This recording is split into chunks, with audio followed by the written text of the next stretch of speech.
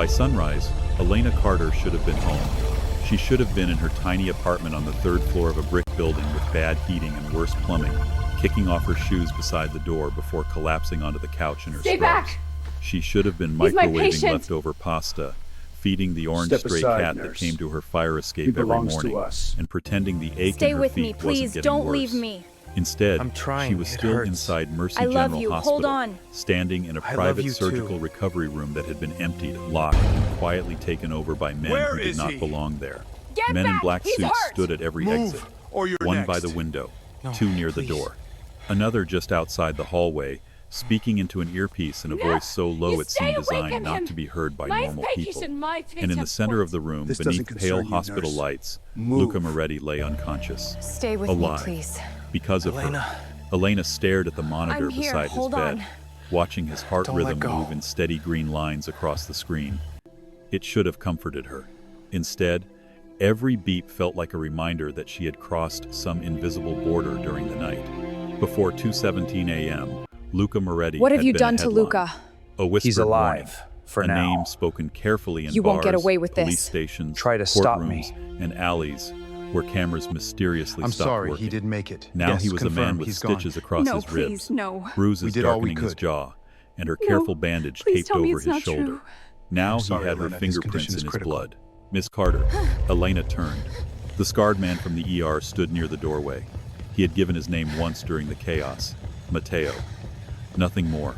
Not officer, not You need agent, to stop. not You're security. going to die if you keep Just going like Matteo, this. I can't as if that stop should have now. been enough. Please, listen You to should me. sit, he said. I've been on my feet for 14 hours. I'm used to it. His eyes You moved can't over keep her with pushing quiet like this. You're assessment. going to get us all You were killed. supposed to leave at 7. Elena's spine tightened. How do you know my schedule? We have to keep moving. He didn't answer. That was answer enough. Almost there. She Stay pulled with off me. one glove and threw it into the trash. getting harder closer. than necessary. No, absolutely not. I'm not doing this. Matteo tilted his head. Doing what? Being watched, followed, studied, whatever this is. She gestured around the room. Stay close! I saved his life because They're he was getting my closer. patient. I That's won't where let this them ends. hurt you. For the first time, we something have to almost like go! pity crossed Mateo's face. That is not Keep where running, anything Elena, ends don't with stop! Luca Moretti. They're A cold closing in, feeling I'm slipped trying! between Elena's Almost ribs. there, stay with She me! looked back at Luca. I can't see the Even smoke. unconscious, he seemed to dominate the room. His presence was too heavy, Don't too look, Bellamy! controlled, too impossible to ignore.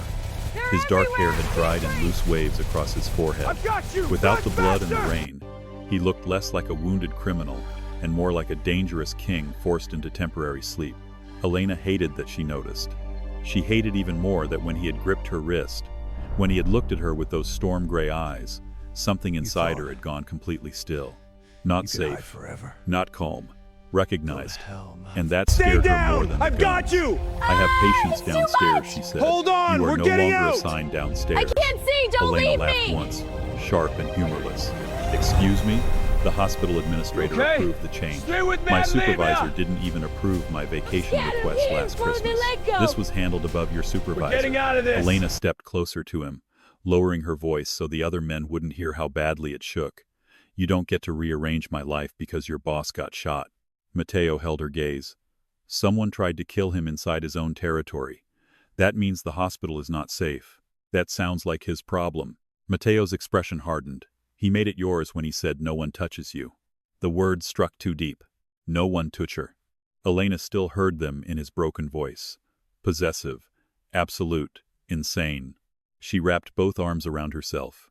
Nobody had said anything like that to her in years. Not in that way.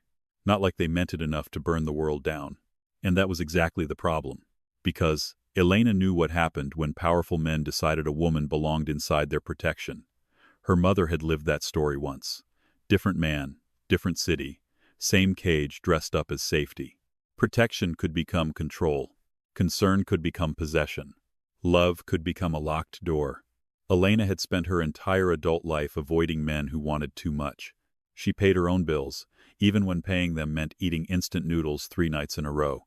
She worked double shifts, even when exhaustion made her hands tremble. She fixed her own sink with online videos and a borrowed wrench because asking for help always came with a price. Independence was not glamorous. It was lonely, but it was hers. Tell Mr. Moretti thank you for the concern, she said coldly. But I don't need protection. Matteo looked past her. The monitor beeped steadily. He didn't ask. Elena's stomach twisted. Before she could answer, the door opened, and Dr. Harris stepped inside. He was usually calm, the kind of surgeon who could drink coffee beside an open chest cavity without blinking. But now his face looked drained, his white coat wrinkled, his eyes flicking nervously toward the armed men. "Elena," he said carefully, "can I speak with you outside?" Matteo moved first. "She stays in sight." Dr. Harris swallowed. "Fine." Elena followed him to the corner of the room near the supply cabinet. "What is going on?" she whispered. "Why is everyone acting like he owns the building?" Dr. Harris rubbed his forehead. "Because for the last 6 hours he basically has. That's illegal. So is half the city, apparently." Elena stared at him. He lowered his voice further. "Listen to me. The board is terrified.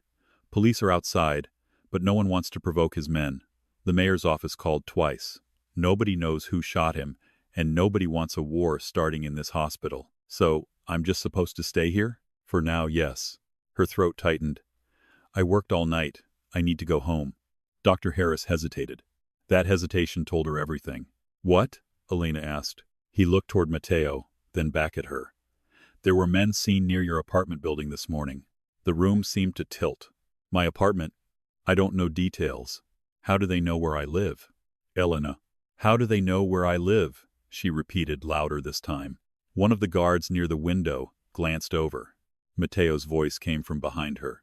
"Because the people who attacked him may have access to hospital records." Elena turned slowly. Her hands had gone cold.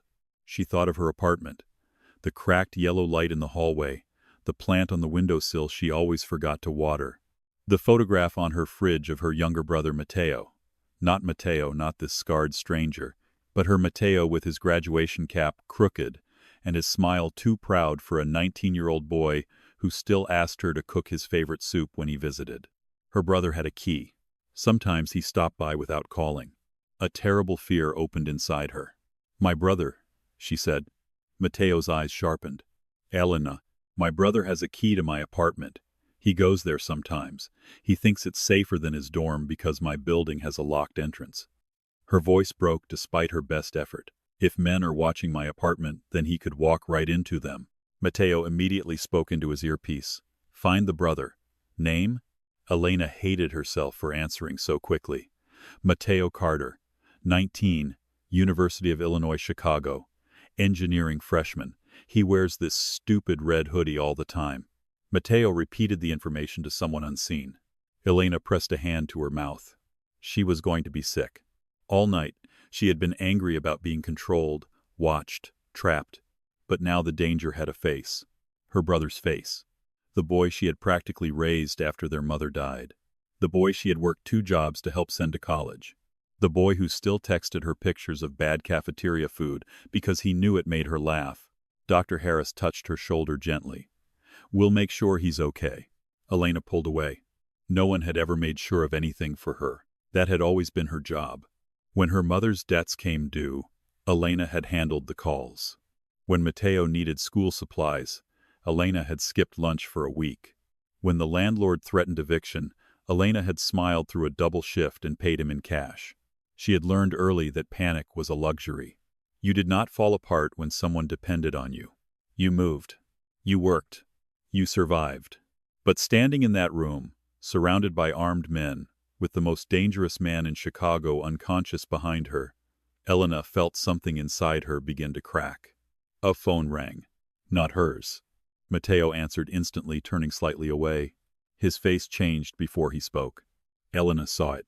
The smallest tightening around his mouth. The way his eyes flicked toward Luca's bed, then toward her. "What?" she demanded. "What happened?" Matteo ended the call. For once, he did not seem eager to give orders. "Tell me," Elena said. He looked at her for a long second. Then he said, "Your brother is missing." Elena's breath stopped. The monitor beside Luca's bed beeped once. Twice. Then a rough voice cut through the room. "Who touched her family?" Everyone froze. Elena turned. Luca Moretti's eyes were open, gray, burning, fixed on Matteo. The man who had been unconscious seconds ago shifted against the pillows, pain flashing across his face, but the weakness did nothing to soften him. If anything, it made him more terrifying. like a wounded animal waking with blood in its mouth and murder already decided.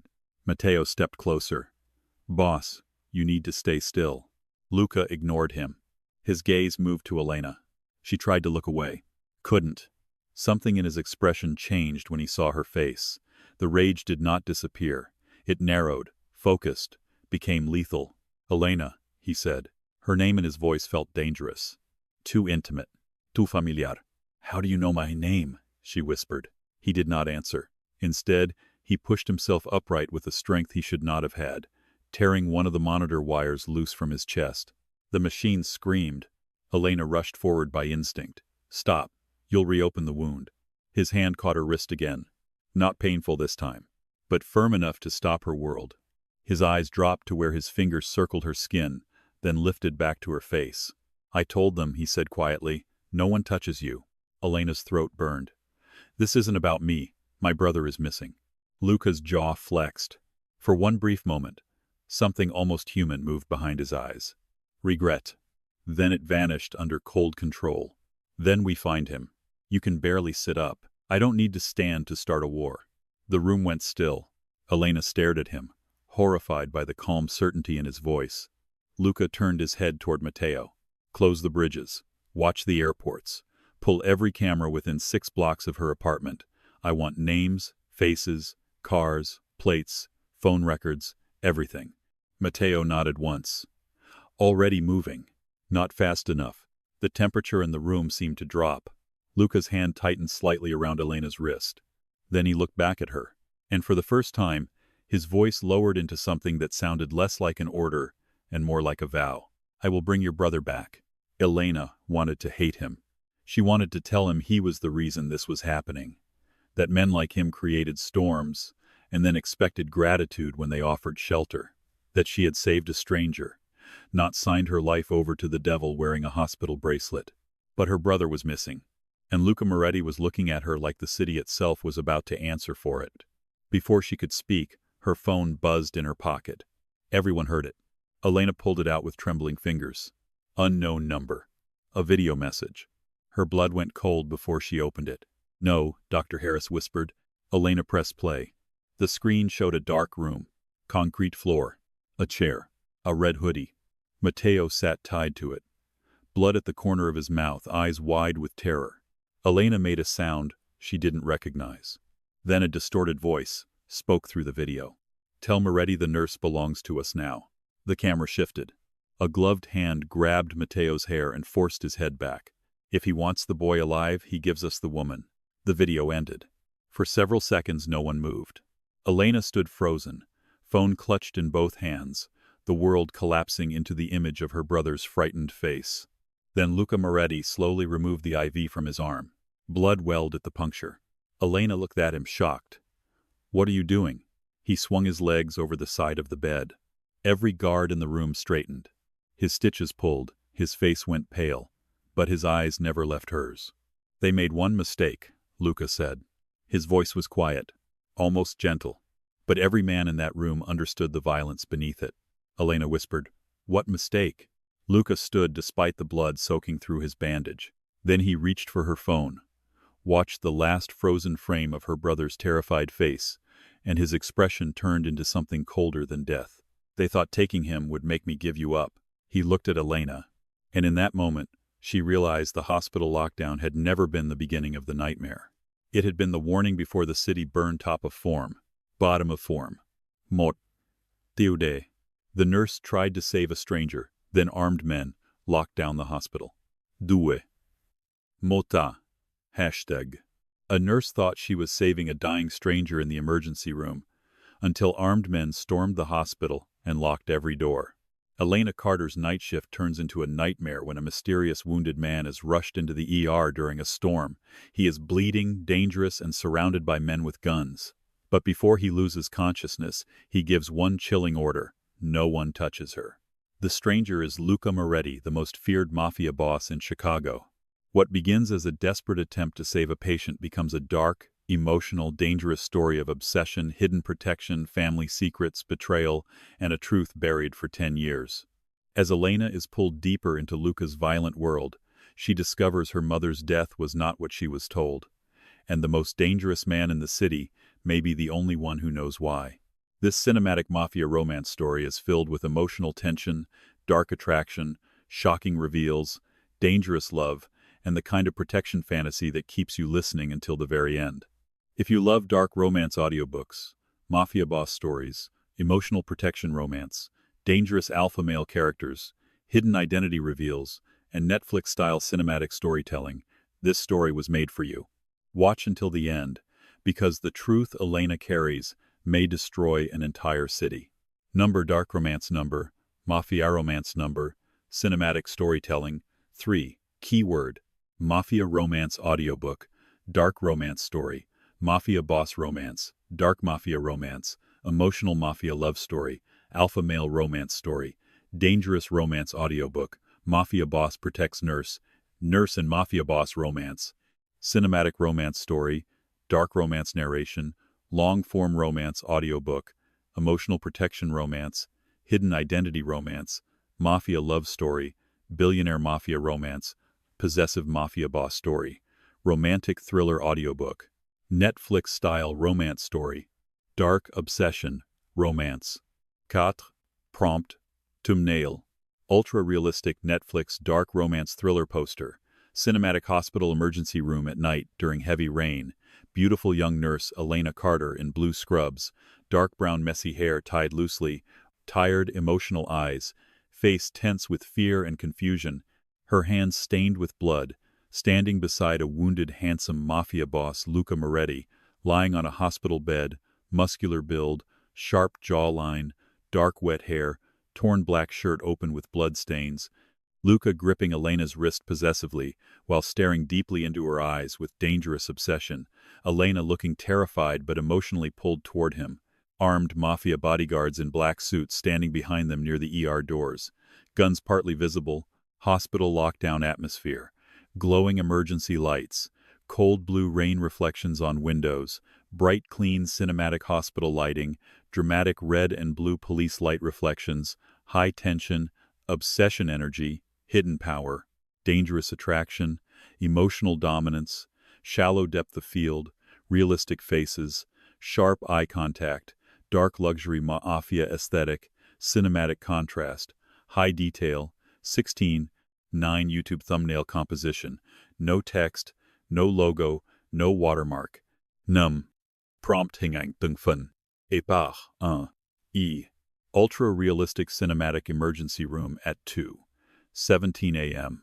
During heavy rain, young, beautiful nurse Elena Carter, with dark brown messy hair, tied loosely, tired emotional eyes, blue scrubs, blood-stained gloves, pressing both hands onto a stranger's bleeding chest, wounded handsome mafia boss Luca Moretti, lying on trauma bed, muscular build, sharp jawline, dark wet hair, torn black shirt soaked with blood, Elena's face tense with fear and professional focus, dramatic overhead camera angle, bright hospital emergency lights mixed with cold blue rain reflections, tense Netflix dark romance atmosphere, shallow depth of field, 4K movie still. 16:9. Ultra-realistic cinematic close-up of Luca Moretti, half-conscious on a hospital gurney, gray eyes opening with dangerous intensity, rainwater dripping from his dark hair, blood on his lips, torn black shirt open. Elena Carter leaning over him in blue scrubs, her face shocked as he whispers, "Lockdown," low side-angle shot, glowing monitors, sterile white ER lights, cold blue storm outside the windows, emotional danger, mysterious attraction, shallow depth of field, Netflix thriller aesthetic, 4K detail. San. Ultra-realistic hospital emergency room wide shot. Armed mafia bodyguards in black suits storming through sliding ER doors, rain on their coats, weapons partly hidden, doctors and nurses frozen in fear, Elena Carter standing at the trauma bed refusing to step away from Luca Moretti, her hands covered in blood, Luca staring at her possessively from the bed, cinematic wide composition, bright clean hospital lighting, red and blue police reflections on wet glass, high tension, dark mafia atmosphere. 16:9 movie still. Sit. Cinematic close-up of Elena Carter's blood-covered hands pressing hard against Luca Moretti's gunshot wound. Luca's strong hand, suddenly gripping her wrist possessively. Elena's eyes widening in shock, body frozen between fear and duty, shallow depth of field focusing on their hands, hospital machines blurred in background, cool blue rain light and white ER lights, dangerous attraction, emotional dominance, ultra-realistic Netflix dark romance still. Woo. Ultra-realistic cinematic shot of Elena facing a scarred Mafia guard named Matteo in the ER. Elena in blue scrubs standing defiant, blood on her gloves. Matteo tall and cold in black suit. Armed men behind him. Luca bleeding on bed in foreground. Camera at low angle to emphasize power imbalance. Bright hospital lighting with deep shadows, tense silence, fear mixed with courage. Dark luxury Mafia thriller aesthetic. Lou. Close-up cinematic eye contact between Luca and Elena. Luca wounded but commanding from hospital bed. Gray eyes locked on her. Elena visibly nervous but unable to look away. Armed bodyguards blurred behind them. Rain streaking across ER windows. Glowing red and blue lights outside. Shallow depth of field. Emotional obsession energy. Netflix dark romance poster quality. Ultra-realistic faces. Ultra-realistic ER chaos scene. Luca unconscious as the monitor screams. Elena climbing onto the edge of the bed to compress his wound. Doctors rushing around. Armed Mafia guards forming a silent wall around them. Wide dynamic angle. Bright surgical lights. Rain and police lights through glass doors. Urgent atmosphere. Emotional protection fantasy. Cinematic thriller style. 4K detail. Bah. Cinematic close-up of Luca's black crown and thorns tattoo beneath his collarbone as Elena cuts open his blood-soaked black shirt, her eyes filled with shock. Young resident in background turning pale, dramatic top-down angle. Sterile hospital lights. Dark red blood against white sheets. Mystery reveal atmosphere. Ultra-realistic Netflix movie still. Zoo. Ultra-realistic cinematic reaction shot. Entire ER frozen after the name Luca Moretti is revealed. Elena standing over him with blood on her wrists. Doctors pale. Mafia guards watching silently. Luca unconscious, but powerful in frame. Camera slightly low and wide. Cold blue rain outside. Glowing hospital lights. Dangerous silence. Shocking reveal. Dark romance. Thriller atmosphere. Sheer. Netflix dark romance poster-style thumbnail scene. Elena Carter standing beside wounded Luca Moretti in the ER. Luca gripping her wrist while lying on a bloody hospital bed. Armed Mafia men behind them locking down the hospital doors. Elena terrified but emotionally drawn to him. Luca's eyes possessive and intense. Bright, clean hospital lighting. Cold blue rain reflections. Red emergency lights. High CTR composition. Szejsperezece. Noah. Ultra-realistic, no text. Par. 2. E. Ultra-realistic cinematic private hospital recovery room at sunrise. Luca Moretti unconscious in a hospital bed with bandages across his chest. Elena Carter standing beside him, exhausted in blue scrubs, arms crossed, bloodstains still on her sleeves. Armed men guarding every exit, pale morning light through rain-streaked windows, emotional isolation, hidden danger, Netflix dark romance still. Shallow depth of field. R. Cinematic close-up of Elena Carter, staring at Luca's steady heart monitor, her face tired, conflicted, and haunted. Luca unconscious, blurred in background. Sterile private room, white medical lights, soft blue dawn glow, quiet tension, emotional attachment beginning, ultra-realistic movie still, 4K detail. San. Ultra-realistic tense hallway scene, Elena confronting Matteo near Luca's guarded room. Elena furious and exhausted. Matteo calm and intimidating in black suit with scarred eyebrow. Bodyguards watching from distance. Low-angle composition. Cold hospital corridor lights. Dangerous power imbalance. Emotional pressure. Dark Mafia aesthetic. Cinematic flashback-style image of Elena's lonely apartment. Small third-floor room with bad heating. Leftover pasta on counter. Orange stray cat at fire escape. Elena's empty nurse shoes near the door. Dim warm lamp. Rainy window. Emotional loneliness. Vulnerable life atmosphere. Realistic domestic detail. Shallow depth of field. Netflix drama tone. Whoa. Ultra-realistic emotional scene of Elena Carter receiving news that men were seen near her apartment. Her face draining with fear. One hand over her mouth. Doctor.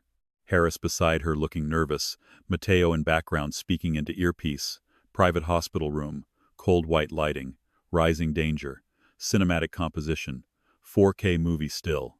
Luke. Cinematic close-up of Elena holding her phone with trembling hands after learning Mateo is missing, her eyes filling with panic. Luca unconscious behind her, guards blurred in background, bright hospital light on her face, cold blue shadows, emotional vulnerability, fear for family, shallow depth of field, ultra-realistic. Ultra-realistic hospital room scene, Luca suddenly waking from unconsciousness as Elena reacts in shock, his gray eyes burning with rage, body still weak but commanding, Mateo standing tense nearby, monitor wires pulling loose, camera low and close, bright clinical lighting, dangerous protection energy, Netflix dark romance thriller style.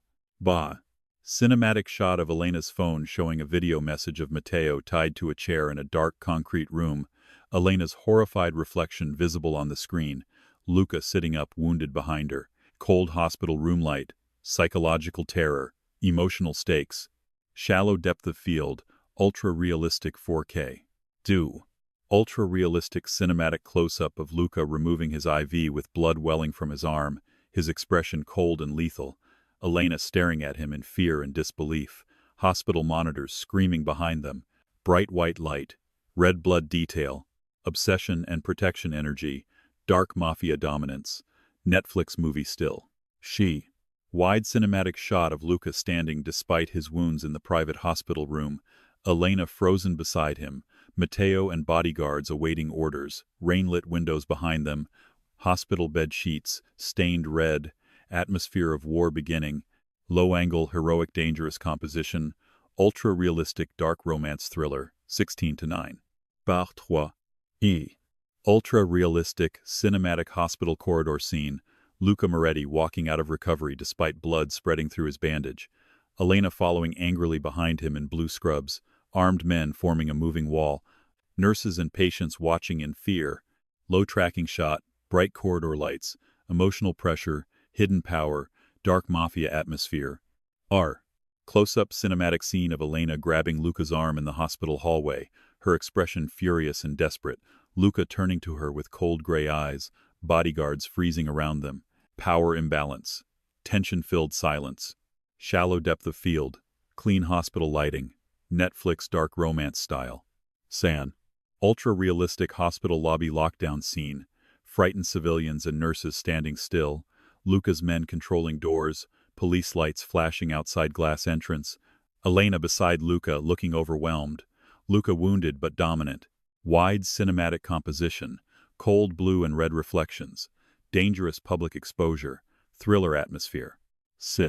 Cinematic exterior hospital entrance in morning drizzle, Luca and Elena stepping through sliding doors, reporters behind police tape raising cameras, black SUVs waiting at curb, Luca's hand lightly catching Elena's waist to steady her, Elena tense and exposed, bright wet pavement reflections, red-blue emergency lights, high tension, ultra-realistic. Close-up inside black SUV, Elena breaking down silently, hands shaking, wet hair framing her face, Luca beside her watching with controlled pain, tinted windows, rain streaks, soft cold light, emotional vulnerability, forbidden intimacy, shallow depth of field, Netflix dark romance movie still. Luke.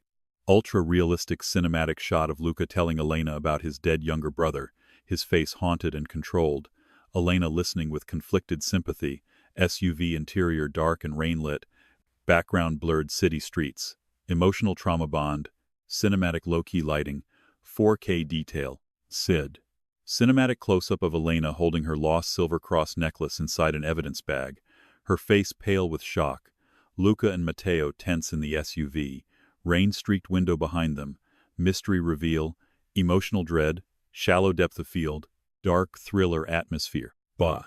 Ultra-realistic warehouse district exterior, black SUV convoy approaching rusted industrial buildings under gray rainy sky, Elena staring out from back seat with fear, Luca wounded beside her, matte black vehicles reflecting wet pavement, wide cinematic, establishing shot, smoke, and fog atmosphere, dangerous mission energy. Cinematic scene of Elena putting on a black bulletproof vest over blue scrubs. Luca standing close, helping secure the clasp despite his wounds. Their eyes locked with anger and forbidden attraction. Abandoned warehouse background, rain haze, cold blue light, emotional tension, intimate danger, ultra-realistic. She. Action emotional cinematic shot, bullets shattering the SUV rear window as Luca throws himself over Elena to protect her, glass suspended mid-air, Elena terrified beneath him, Luca bleeding but focused, rain and gunfire outside. Handheld chaos composition, ultra-realistic Netflix thriller still 16:9. Par quatre. Ultra-realistic cinematic shot of Elena hearing Matteo scream from inside the warehouse, her face breaking with panic as Luca holds her back behind the damaged SUV, gunfire and smoke outside, rain-soaked pavement, Luca wounded but protective. Emotional desperation, dramatic. The first thing Elena noticed was that Luca Moretti did not limp. He should have. He had lost too much blood. His skin had gone pale beneath the sharp angles of his face. Fresh red had already begun spreading through the clean bandage under his hospital gown. Every breath he took must have hurt. But when he stepped out of that recovery room, with 2 stitches straining and an IV line hanging loose behind him, Luca moved like pain was something beneath him. Like his body had no permission to fail until his enemies were dead. "Elena, stay behind me," he said. She almost laughed. Not because anything was funny. Because her brother was tied to a chair somewhere in the city, beaten and terrified, and this wounded Mafia boss had decided he could command the shape of her fear. "I'm not one of your men," she said, following him anyway. "You don't give me orders." Luca did not look back. "No, I give orders to keep you alive." "That's still giving orders." "Then survive long enough to argue with me later." The words hit harder than they should have. Matteo walked at Luca's right side, his hand hidden inside his jacket. The other guards moved ahead and behind them, turning the hospital corridor into a moving wall of black suits. Nurses stepped out of the way. Patients stared from open doorways. Somewhere behind the nurses' station, someone whispered Luca's name like it was a prayer and a curse. Elena kept her phone clenched in her fist. She had watched the video 3 times before Luca took it from her. 3 times too many. Matteo's red hoodie, the blood at his mouth, the fear in his eyes when the gloved hand forced his head back. If he wants the boy alive, he gives us the woman. The woman. Not Elena. Not the nurse. The woman. As if she were an object to be traded between violent men. Her stomach twisted. "Why me?" she asked, hurrying to match Luca's pace. "Why would they want me?" Luca's jaw tightened. That was all. No answer. The silence angered her more than any lie could have. She grabbed his arm. Every guard stopped. The hallway went deadly quiet. Matteo's eyes flicked to her hand on Luca's sleeve, then to Luca's face, as if he expected blood to follow such a mistake. Luca slowly turned. Elena felt the heat of his body through the thin hospital fabric. Too warm, feverish maybe. Or maybe rage simply had a temperature. My brother is missing," she said, voice low and shaking. "People with guns are outside my apartment. A man I saved from dying somehow knows my name. And now someone is demanding me in exchange for the only family I have left. So you don't get to walk around like a silent king while I follow behind you blind." Luca stared at her. In the harsh fluorescent light, his eyes looked almost silver. For a second, she thought he would refuse. Then his gaze dropped to where her fingers still gripped his arm. Something unreadable moved across his face. Not anger. Not exactly. Restraint. "You are not blind," he said quietly. "You are being protected from information that could get you killed. My brother is already in danger." "Yes," his voice hardened. "Because someone wants me afraid." Elena's breath caught. "You?" Luca stepped closer, and suddenly the hallway felt too narrow around them. "They did not take Matteo because they care about him," he said. "They took him because they believe I care about you." The words sank into her slowly. "Believe I care about you." She should have dismissed it. She should have demanded how that was possible, why a man like him would care about a nurse he had just met, why his enemies knew something she didn't. But the way Luca looked at her stopped the question in her throat. He wasn't speaking like a man guessing. He was speaking like a man hiding a wound older than the bullets in his body. Elena loosened her grip on his arm. "Do you?" she whispered. Matteo looked away. The guards looked at the walls. Luca held her gaze for one breath. Tfo. Then the elevator doors opened behind him. He turned away. Bring the car. The answer he did not give followed Elena into the elevator. Downstairs, Mercy General had become a hostage of silence. The lobby was full of people who were trying very hard not to panic. Police lights flashed red and blue beyond the glass entrance. Uniformed officers stood outside in the rain, speaking into radios, their faces tense with the frustration of men who knew authority had limits when money, fear, and politics entered the room. Inside, Luca's men controlled everything. No one entered without being checked. No one left without permission. Every security camera was being watched by someone who did not wear a badge. Elena saw the hospital administrator near the front desk, pale and sweating, whispering urgently into a phone. When he saw Luca walking upright, blood on his gown, Elena at his side, his mouth fell open. "Mr. Moretti," he stammered. "You cannot leave in your condition." Luca kept walking. "I need to document." Matteo stepped between them. The administrator stopped talking. Outside, the storm had softened into a cold morning drizzle. The city looked washed gray under the rising sun. Wet pavement reflected the flashing lights, the hospital sign, the black SUVs idling in a line at the curb. The moment the glass doors slid open, the air changed. Elena smelled rain, gasoline, and metal. Then she saw them. Reporters behind police tape. Phones raised. Cameras pointed. Whispers rolling like sparks. "That's him. That's Moretti. Who's the nurse? Why is she with him?" Elena instinctively stepped back. Luca's hand caught her waist. Not forcefully. Just enough to stop her from being swallowed by the flashing lights. Her breath hitched. He looked down at her, his expression unreadable. "Stay close. I don't like being handled." "I know." She frowned. "You don't know anything about me." His eyes flickered. Something almost painful crossed his face. "I know more than I should." Before she could respond, a camera flash went off directly in her face. Luca turned his head. The reporter who had taken the photo instantly lowered the camera. No threat had been spoken. None was needed. Elena was ushered into the back seat of the center SUV. Luca got in beside her before anyone could stop him. Matteo took the front passenger seat, speaking rapidly into two phones at once. The doors shut. The outside world became muted behind tinted glass. For the first time since the video, Elena had no task in front of her. No wound to press. No medication to push. No patient to save. Just fear. It came all at once. Her hands began to shake. She curled them into fists, but Luca noticed. Of course he noticed. He noticed everything. "Breathe," he said. "Don't tell me to breathe. You're holding air like it can protect you." Her eyes burned. "My brother is 19. Luca went still. "He still buys cereal with cartoon marshmallows," she said, staring at nothing. "He forgets to charge his phone. He calls me when he doesn't know how long chicken lasts in the fridge. He acts grown because he's in college now, but he's not. He's just a kid." Her voice cracked on the last word. She hated it. Hated crying in front of him. Hated that the tears came silently, slipping down her face before she could stop them. Luca reached toward her. She flinched. His hand stopped in midair. For a moment, both of them looked at the space between his fingers and her cheek. Then he lowered his hand. Good, she thought. But something inside her ached at the restraint. "I was 19 when I buried my younger brother," Luca said.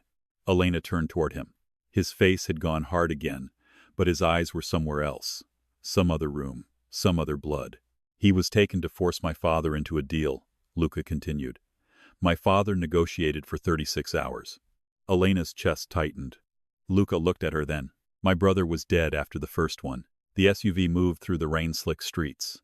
No one spoke. Elena suddenly understood why his rage had been so immediate, why he had not asked whether he should fight, why the moment he saw Matteo's face, something cold and ancient had awakened in him. This was not strategy for Luca. This was memory. "I'm sorry," she said softly. His mouth tightened. "Do not be sorry for me." "Why?" "Because grief made me worse." The honesty stunned her. Most men tried to make pain sound noble. Luca made it sound like a confession and a warning. Matteo turned slightly from the front seat. "We found the van." Elena's heart jumped. "Where?" "South Warehouse District. Plates were stolen. Driver abandoned it." "And Matteo?" Matteo hesitated. Luca's voice cut through the car. "Say it." No sign of him, but there was blood in the back. Elena's entire body went cold. "No," she whispered. "No, no, no." Luca leaned forward. "Whose blood?" Unknown, we're testing, but there's more. Matteo's eyes shifted briefly toward Elena, then back to Luca. They left something. He handed back a clear evidence bag. Inside was a silver necklace. Elena stopped breathing. It was small, cheap, a thin chain with a tiny cross at the end. Her fingers went numb. "That's mine," she said. Luca looked at her. Elena took the bag with trembling hands. "I lost this when I was 16. Matteo's expression sharpened. "You're sure?" "My mother gave it to me. I wore it every day until," she swallowed, "until the night she died." The silence inside the SUV turned heavy. Luca did not move, but the atmosphere around him darkened. "Elena," he said carefully, "how did your mother die?" She stared at the necklace. The last time she had seen it, she had been sitting on the floor of a cheap motel bathroom, shaking so hard she couldn't stand, while police lights flashed through cracked blinds and her mother's blood dried under her fingernails. "She was killed," Elena said. "A robbery, they told us." "Where?" "South Cicero, motel off Route 50. Matteo swore under his breath. Elena looked up. "What?" Luca's face had changed. Note, shock, recognition. The kind that came with secrets finally stepping into the light. "What?" she repeated. Luca reached for the evidence bag, but Elena pulled it back. "No, you don't get to go silent again. Why would the men who took my brother have a necklace I lost 10 years ago?" Luca looked at Matteo. Matteo looked away. Elena's pulse began to roar. "Tell me." Luca's voice was low when he answered. "Because your mother's death was not a robbery." The words punched the air from her lungs. For a second she heard nothing. Not the engine. Not the rain. Not Matteo speaking into his phone. Just her own heartbeat, loud and wounded. "What did you say?" Luca's eyes stayed on hers. "I said they lied to you." Elena shook her head. "No. I'm sorry." "No." Her voice rose. "Don't say you're sorry like that makes this less insane. My mother died because a junkie wanted cash. That's what the police said. That's what the report said. The report was buried. Why would anyone bury it?" Luca did not answer fast enough. And in that delay, Elena saw the truth forming before he said it. Her stomach dropped. "You knew," she whispered. Luca's face tightened. "You knew something about my mother. I was not the man I am now." "That is not an answer. I was 23. I don't care how old you were. My father controlled the city then." The SUV seemed to shrink around her. Elena backed against the door, as far from him as the seat allowed. Luca's voice remained calm, but there was something raw beneath it now, something he could not fully hide. "Your mother worked at a diner near one of my father's collection routes. She saw something she should not have seen." Elena's lips parted. The necklace trembled in her hands. "She testified?" Elena asked. "She was going to." The word going sliced through her. Going meant almost. Going meant never. Going meant dead before the truth could matter. A wave of nausea rolled through her. "My mother was murdered because of your family?" Luca did not look away. "Yes." Elena slapped him. The sound cracked through the SUV like a gunshot. Matteo turned instantly. The driver hit the brakes. Every guard in the convoy reacted at once, cars shifting around them, weapons hands moving. Luca lifted one hand. Everyone froze. His cheek had reddened where she struck him. He made no move to touch it. No anger. No defense. That made it worse. Elena's tears spilled hot and furious down her face. "You don't get to protect me," she whispered. "You don't get to touch me. You don't get to say my name like you care when your bloodline destroyed mine." Luca absorbed every word without blinking. "You're right," he said. The quiet answer shattered something in her. She wanted him cruel. Cruel would have been easier. Cruel would have let her hate him cleanly. But Luca only sat there with a bleeding wound, a red mark on his face, and eyes that looked like he had been waiting years for her to punish him. "Why did you know my name in the hospital?" Elena asked. Luca's silence returned. This time she didn't have to demand. He gave her the truth like it cost him something. "Because after your mother died I found out she had children." Elena stopped breathing. "A daughter," he said, "and a son." The city blurred beyond the rain-streaked window. "I made sure the debt collectors never came for you. I made sure the landlord accepted late payments. I made sure your brother's scholarship application reached the right desk when it was almost denied." Elena stared at him. Every hidden mercy in her life began rearranging itself into something horrifying. The eviction notice that vanished. The hospital grant she had somehow received. Matteo's financial aid appeal approved after one impossible phone call. Not luck. Not kindness from strangers. Him. Her voice came out broken. You've been watching us. Protecting you. Don't you dare call that protection. Luca's jaw tightened. I know. No, you don't. She leaned toward him, shaking with rage. You watched me struggle. You watched me work myself sick. You watched my brother and me survive off dollar store dinners and charity coupons, and what? You decided when to play God from the shadows. His eyes darkened. I wanted to do more. Then why didn't you? Because if my father knew I cared, you would have been killed. That silenced her. Luca looked out the window, rain sliding like scars across the glass. My father believed mercy was weakness. Attachment was leverage. The night your mother died, I learned both were true in his world. Elena hated that her anger stumbled. She hated that part of her, the nurse part, the wounded part, heard the boy inside the monster. She hated most that her brother was still missing, and every second spent unraveling the past felt like another second Matteo might not have. Where's your father now? She asked. Luca's expression emptied. Dead. Did you kill him? Matteo went very still. Luca turned back to her. Yes. Elena's pulse thudded once. Hard. The answer should have terrified her. It did. But beneath the terror was something worse. A terrible, forbidden sense of justice. The convoy turned sharply, leaving downtown behind. Warehouses rose ahead, gray and rusted beneath the morning sky. Industrial buildings, broken windows, fences topped with razor wire. The kind of place the city forgot unless bodies were found there. Matteo checked his phone again. We have movement near the river warehouse. Heat signatures inside. 4, maybe 5 men. Elena gripped the necklace. Matteo? Unknown. Luca looked at Matteo. No police. Elena snapped toward him. What? If police come, they kill your brother before anyone reaches the door. You don't know that. I do. Because this is your world? Yes. The bluntness left her shaking. The SUV slowed behind an abandoned shipping building.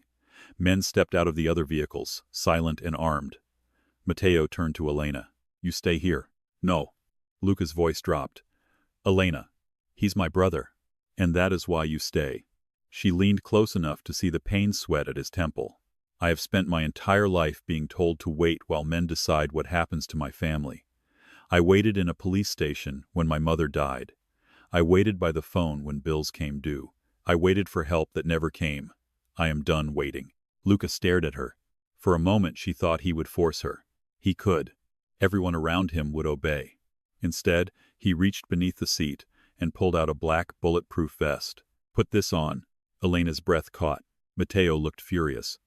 Boss. Luca didn't look away from her. She will follow us with or without permission. At least this way she lives. Elena took the vest with trembling hands. It was heavy, too heavy, like wearing the weight of his world. As she strapped it over her scrubs, Luca stepped closer.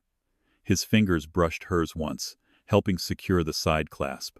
The touch was brief, controlled, and still it sent heat through her fear. She hated herself for feeling it. I don't forgive you, she whispered. His eyes lowered to her mouth, then returned to her eyes. I did not ask you to. Good. But I will bring him back. The way he said it made the air between them burn. Not a promise made to comfort. A sentence passed on anyone who stood in his way. The first gunshot cracked before Elena could answer. A bullet shattered the SUV's rear window. Matteo shoved her down. Men shouted. Doors slammed. Glass rained over the leather seats. Luca moved faster than someone wounded should have been able to move. He pulled Elena beneath him, one arm shielding her head, his body covering hers as more bullets tore into the side of the vehicle. For one impossible second, Elena heard only his heartbeat. Hard, steady, alive against her ear. Then his mouth came close to her temple. Do exactly what I say. She looked up at him, rage and terror colliding in her chest. Outside, men were firing. Inside, Luca Moretti bled through his bandage to protect her. And somewhere beyond the gunfire, her brother screamed. Matteo's scream cut through the gunfire like a blade. Elena stopped fighting Luca's grip. For one terrible second, her body forgot fear, forgot bullets, forgot the blood spreading beneath Luca's hospital gown. All she could hear was her brother. Her little brother. The boy who used to sleep with a flashlight under his pillow after their mother died. The boy who called her every Sunday just to ask if she had eaten. The boy who was screaming somewhere inside that abandoned warehouse while men used him as bait. Matteo, Elena tried to rise. Luca dragged her back down hard as another bullet shattered what remained of the SUV window. Glass burst across the seat. Elena, no. He's in there. And if you run blind, you die before you reach him. I don't care. I do.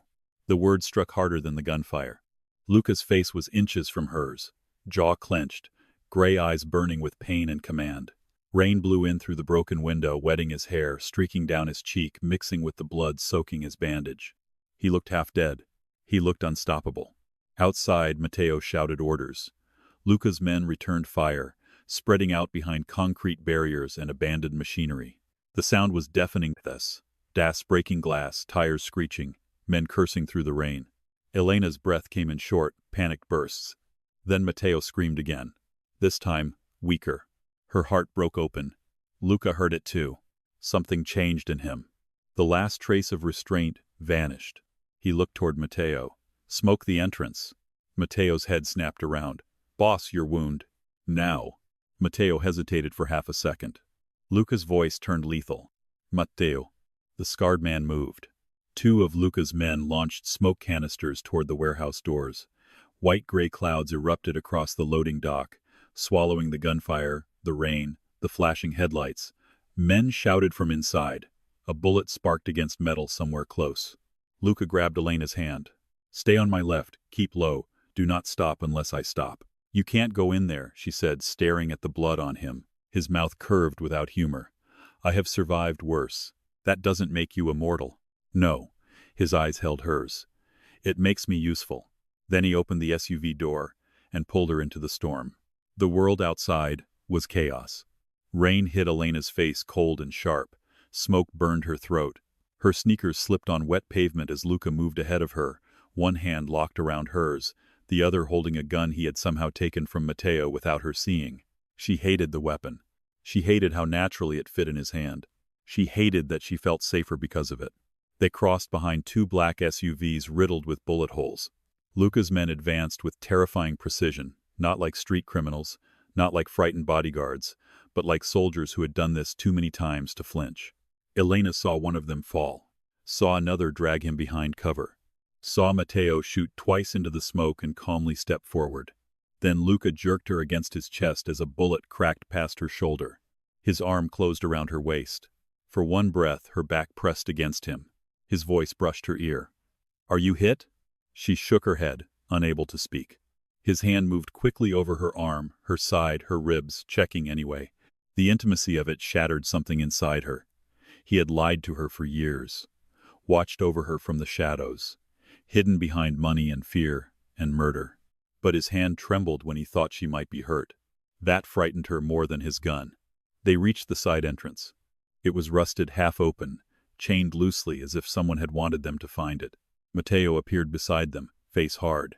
This is a trap. Luca looked at the door. I know. Elena stared at him. Then why are we going in? His gaze shifted to her. Because they have Matteo. There was no drama in the answer. No hesitation. Just truth. Inside, the warehouse smelled of oil, damp concrete, and old metal. The smoke thinned behind them, leaving the interior dim and cavernous.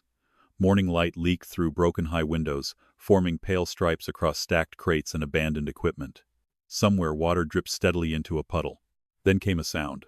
A chair scraping against concrete. Elena's chest seized. Matteo? No answer. Luca lifted one hand, signaling silence. They moved deeper. Every step felt wrong. Too quiet. Too empty. Then Elena saw the red hoodie. Her knees nearly gave out. Matteo sat tied to a chair beneath a hanging industrial lamp, his head slumped forward, wrists bound behind him.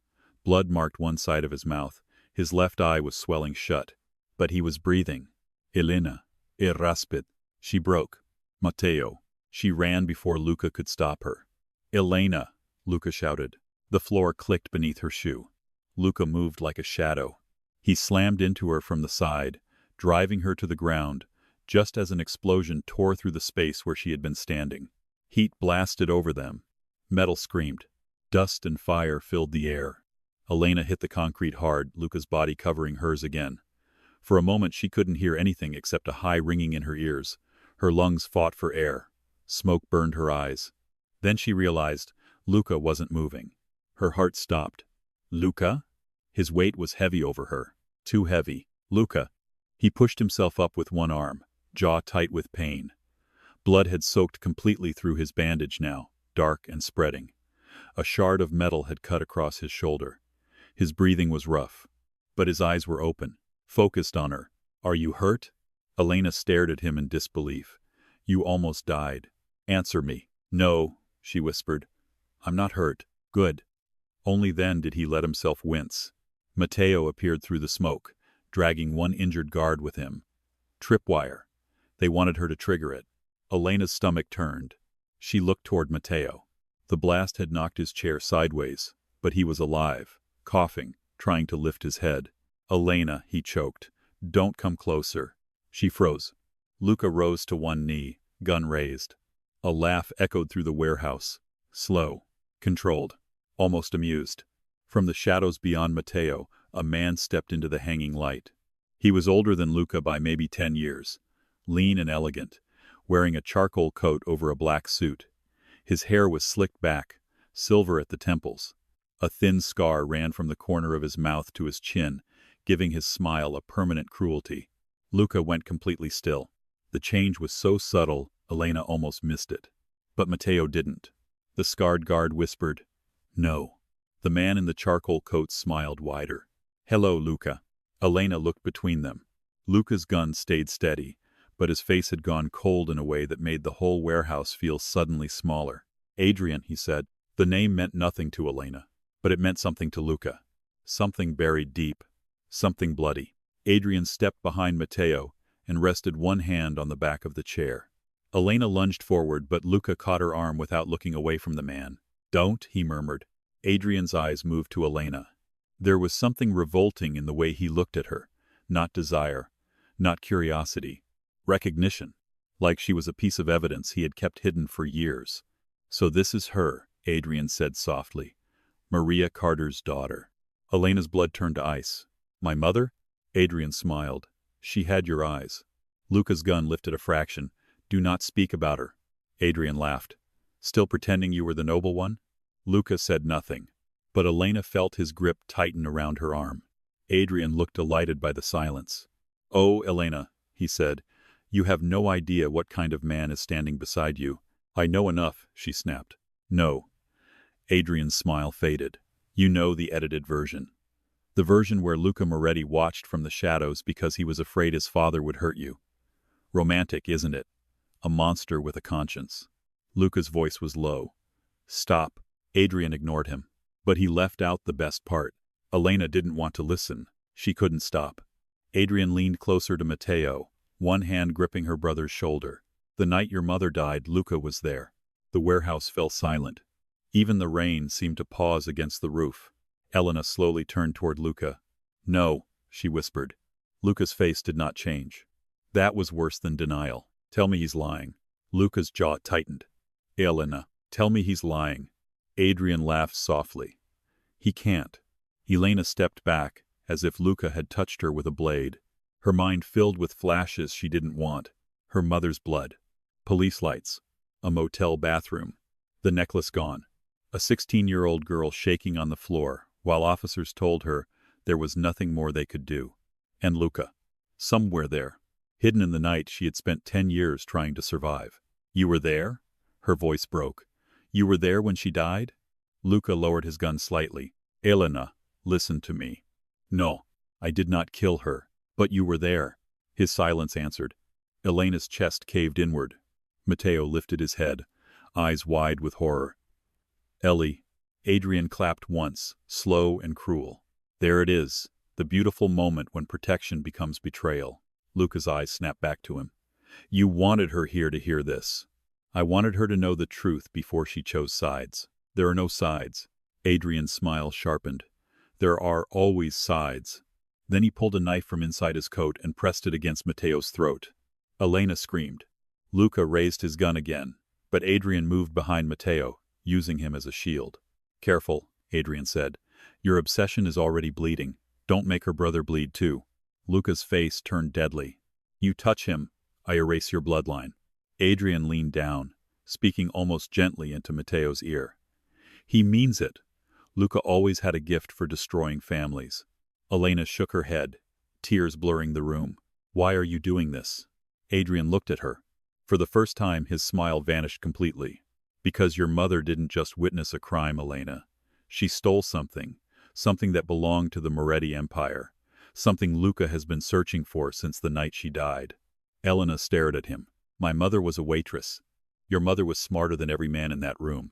Luca's expression darkened. Adrian's voice dropped. She took the ledger. Matteo swore under his breath. Elena looked at Luca. What ledger? Luca answered quietly.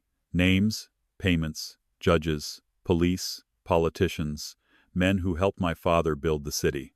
Adrian smiled again. And men who helped Luca keep it. Luca's eyes hardened. I burned my father's network. Not all of it. The words hung in the air. Adrian looked back at Elena, his eyes glittering.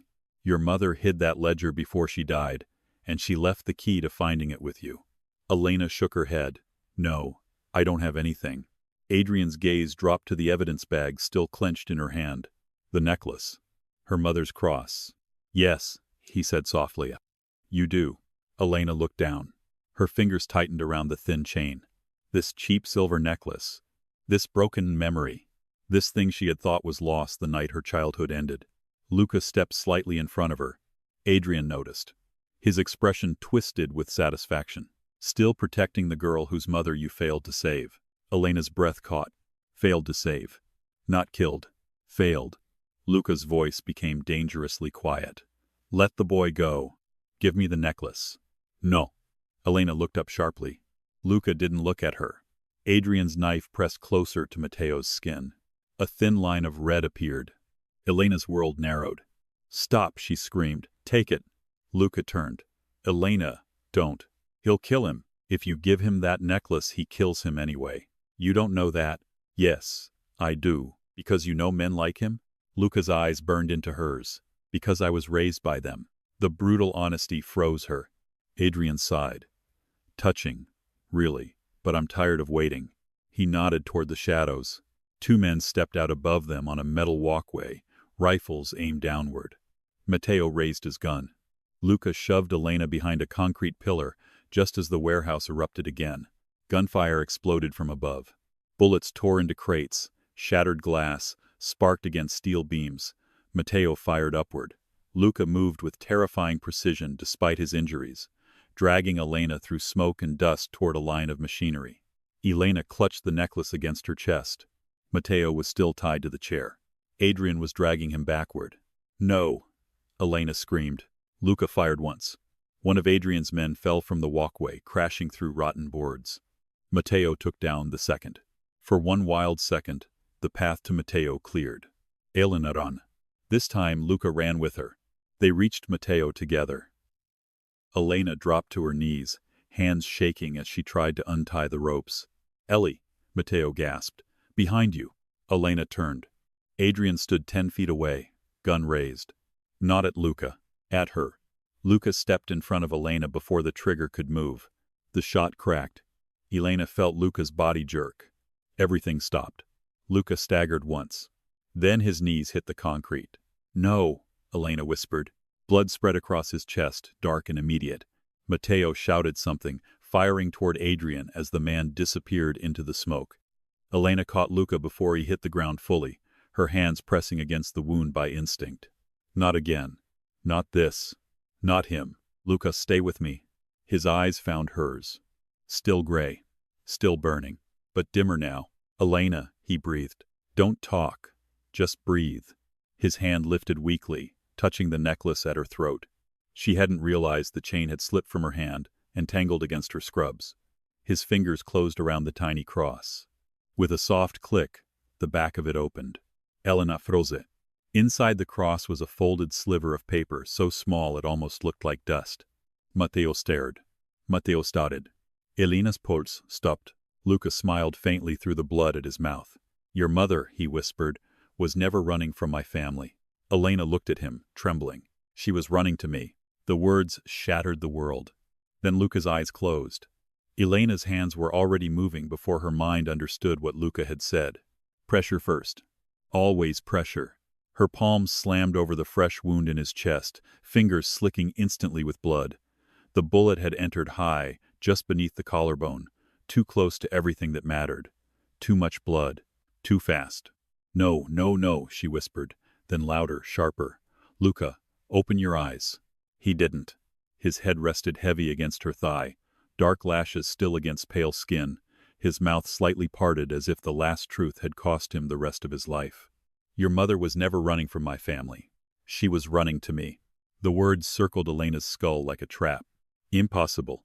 Cruel. Unfinished." "Luca," her voice cracked. "You do not get to say that and die." Matteo, still half bound to the chair, struggled against the ropes. "Ellie, stay still," she snapped without looking at him. "Matteo, I need gauze. Anything clean. Now." Matteo was already beside her, pressing a folded black handkerchief into her palm. His calm had shattered at the edges. Blood streaked one side of his face. His scar looked deeper under the warehouse lights. "We need to move him. If we move him wrong, he bleeds out. If we stay, Adrian comes back with more men." Elena looked up at him. The old fear was gone. There was no room for it. Only rage. Cold, focused rage. Then kill anyone who walks through that door. For a brief second, Matteo stared at her, like he was seeing what Luca had seen from the beginning. Then he nodded. "Yes, ma'am." Elena pressed harder. Luca's body jerked faintly beneath her hands. "Good." Pain meant life. "Luca," she said, leaning close to his face. "Listen to me. You are not done. Do you hear me? You owe me answers. You owe my mother answers. You owe my brother a rescue that doesn't end with another body on the floor." His eyelids flickered, barely. "Elena," I said, "don't talk." A weak breath dragged through him. "Boss," Matteo said, crouching beside them.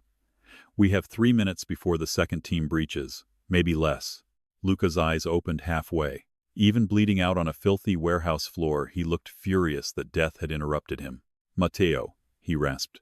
"He's alive," Elena said quickly. "He's right there." Luca's gaze shifted with effort toward her brother. "Cut him loose."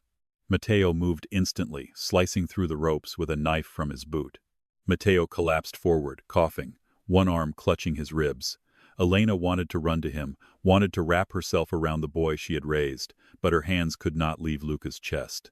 Her brother crawled toward her instead. His face crumpled when he saw the blood. "Ellie, you're okay," Elena said, though it sounded more like a command than comfort. "You're okay. Look at me." Matteo shook his head, eyes red and wide. "I'm sorry. I'm so sorry. They grabbed me outside your building. I didn't know." "Not now. Breathe." "I told them nothing." "I don't care what you told them. I swear I didn't." "Matteo." Her voice softened for half a second. "You survived. That's all I care about." His mouth trembled. Then gunfire erupted outside again. Closer. Matteo stood. "We're out of time." 2 of Luca's men rushed in through the smoke, one bleeding from the shoulder, the other carrying a medical trauma bag stolen from the convoy. Elena tore it open with one hand. Chest sale. Compression dressing. Hemostatic gauze. Not enough. Never enough. She worked fast, ripping packaging with her teeth, sealing the entry wound, searching for an exit wound with shaking fingers. Luca's body was hot beneath her touch, fever and blood loss warring under his skin. "Can you stand?" Matteo asked Luca. Elena looked at him like he was insane. "He can barely stay conscious." Luca's hand closed weakly around her wrist.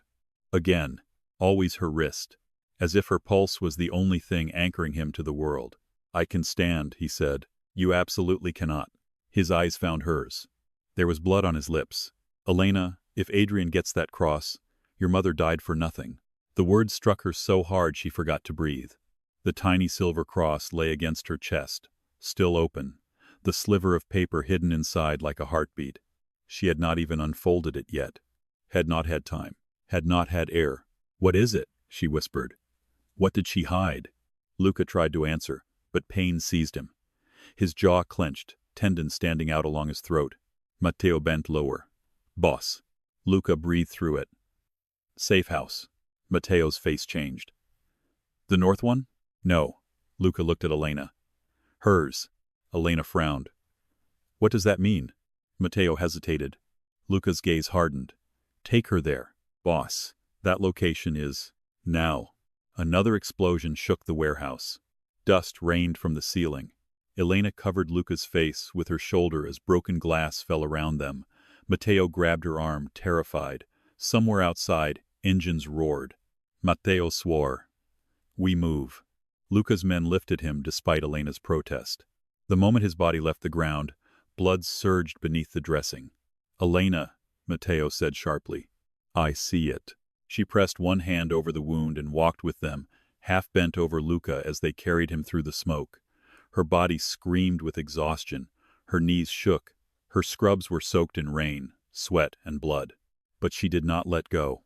Not this time. They pushed through a side exit into a narrow alley behind the warehouse. Rain hit them like needles. A black SUV reversed toward them with the rear door already open. Bullets sparked off the brick wall above Elena's head. Matteo flinched, but one of Luca's men shoved him down and covered him with his body. Elena was pushed into the back seat first. Then Luca was laid across her lap. The door slammed. Matteo jumped into the front. "Drive." The SUV lunged forward so violently. Elena nearly fell over Luca. She braced herself against the seat, one hand still clamped on his wound, the other gripping the back of his neck to keep him stable. Matteo sat across from her, shaking uncontrollably, eyes fixed on Luca. "He took the bullet for you," he whispered. Elena couldn't answer. Because she knew. She had seen it. Adrian had aimed at her. Luca had stepped in front of the gun without hesitation. No calculation, no pause, no strategy. Just instinct. A man who claimed he did not deserve forgiveness had spent the last hour bleeding himself empty to keep her alive. And Elena hated him for making that matter. "Ellie," Matteo said again, voice breaking. "What is happening?" Elena looked at her brother. He was alive. Bruised. Terrified. Young. Too young for this world. Too young to know that their entire life had been shaped by crimes buried before he was old enough to remember their mother's voice clearly. "I don't know yet," she said. It was the first honest thing she had said all morning. Matteo twisted around from the front seat, holding out a burner phone. "Hospital route is compromised. Adrian will expect us to go back for surgery." "He needs an oar," Elena said. "He needs to survive long enough to reach one. I need blood, equipment, a surgeon." "You have me," Luca whispered. Elena looked down sharply. His eyes were open again. Barely. "That is not comforting." His mouth moved faintly, almost a smile. "You're angry. You're bleeding on me. You were angry before that. Save your oxygen." His eyes drifted to her face, and even near death, the weight of his attention made everything inside her tighten. "Your mother," he breathed, "trusted me." Elena's heart lurched. "No, you don't get to start this in pieces. Stay alive and tell me properly. She saved me first." The SUV blurred around her. Rain. Sirens somewhere far away. Matteo's ragged breathing. Matteo's low voice giving directions. Luca's pulse under her blood-soaked fingers. Too fast, too thin. Elena leaned closer despite herself. "What?" Luca swallowed with difficulty. "I was supposed to die that night." His eyes unfocused, slipping somewhere into memory. "Your mother found me behind the diner. Knife wound. My father's men thought I had betrayed him." Elena's throat tightened. "My mother helped you?" "She hid me." His breath hitched. 3 days. Elena stared at him, unable to connect the pieces. Her mother, Maria Carter, with tired eyes and cheap perfume and hands that always smelled like coffee grounds and lavender soap.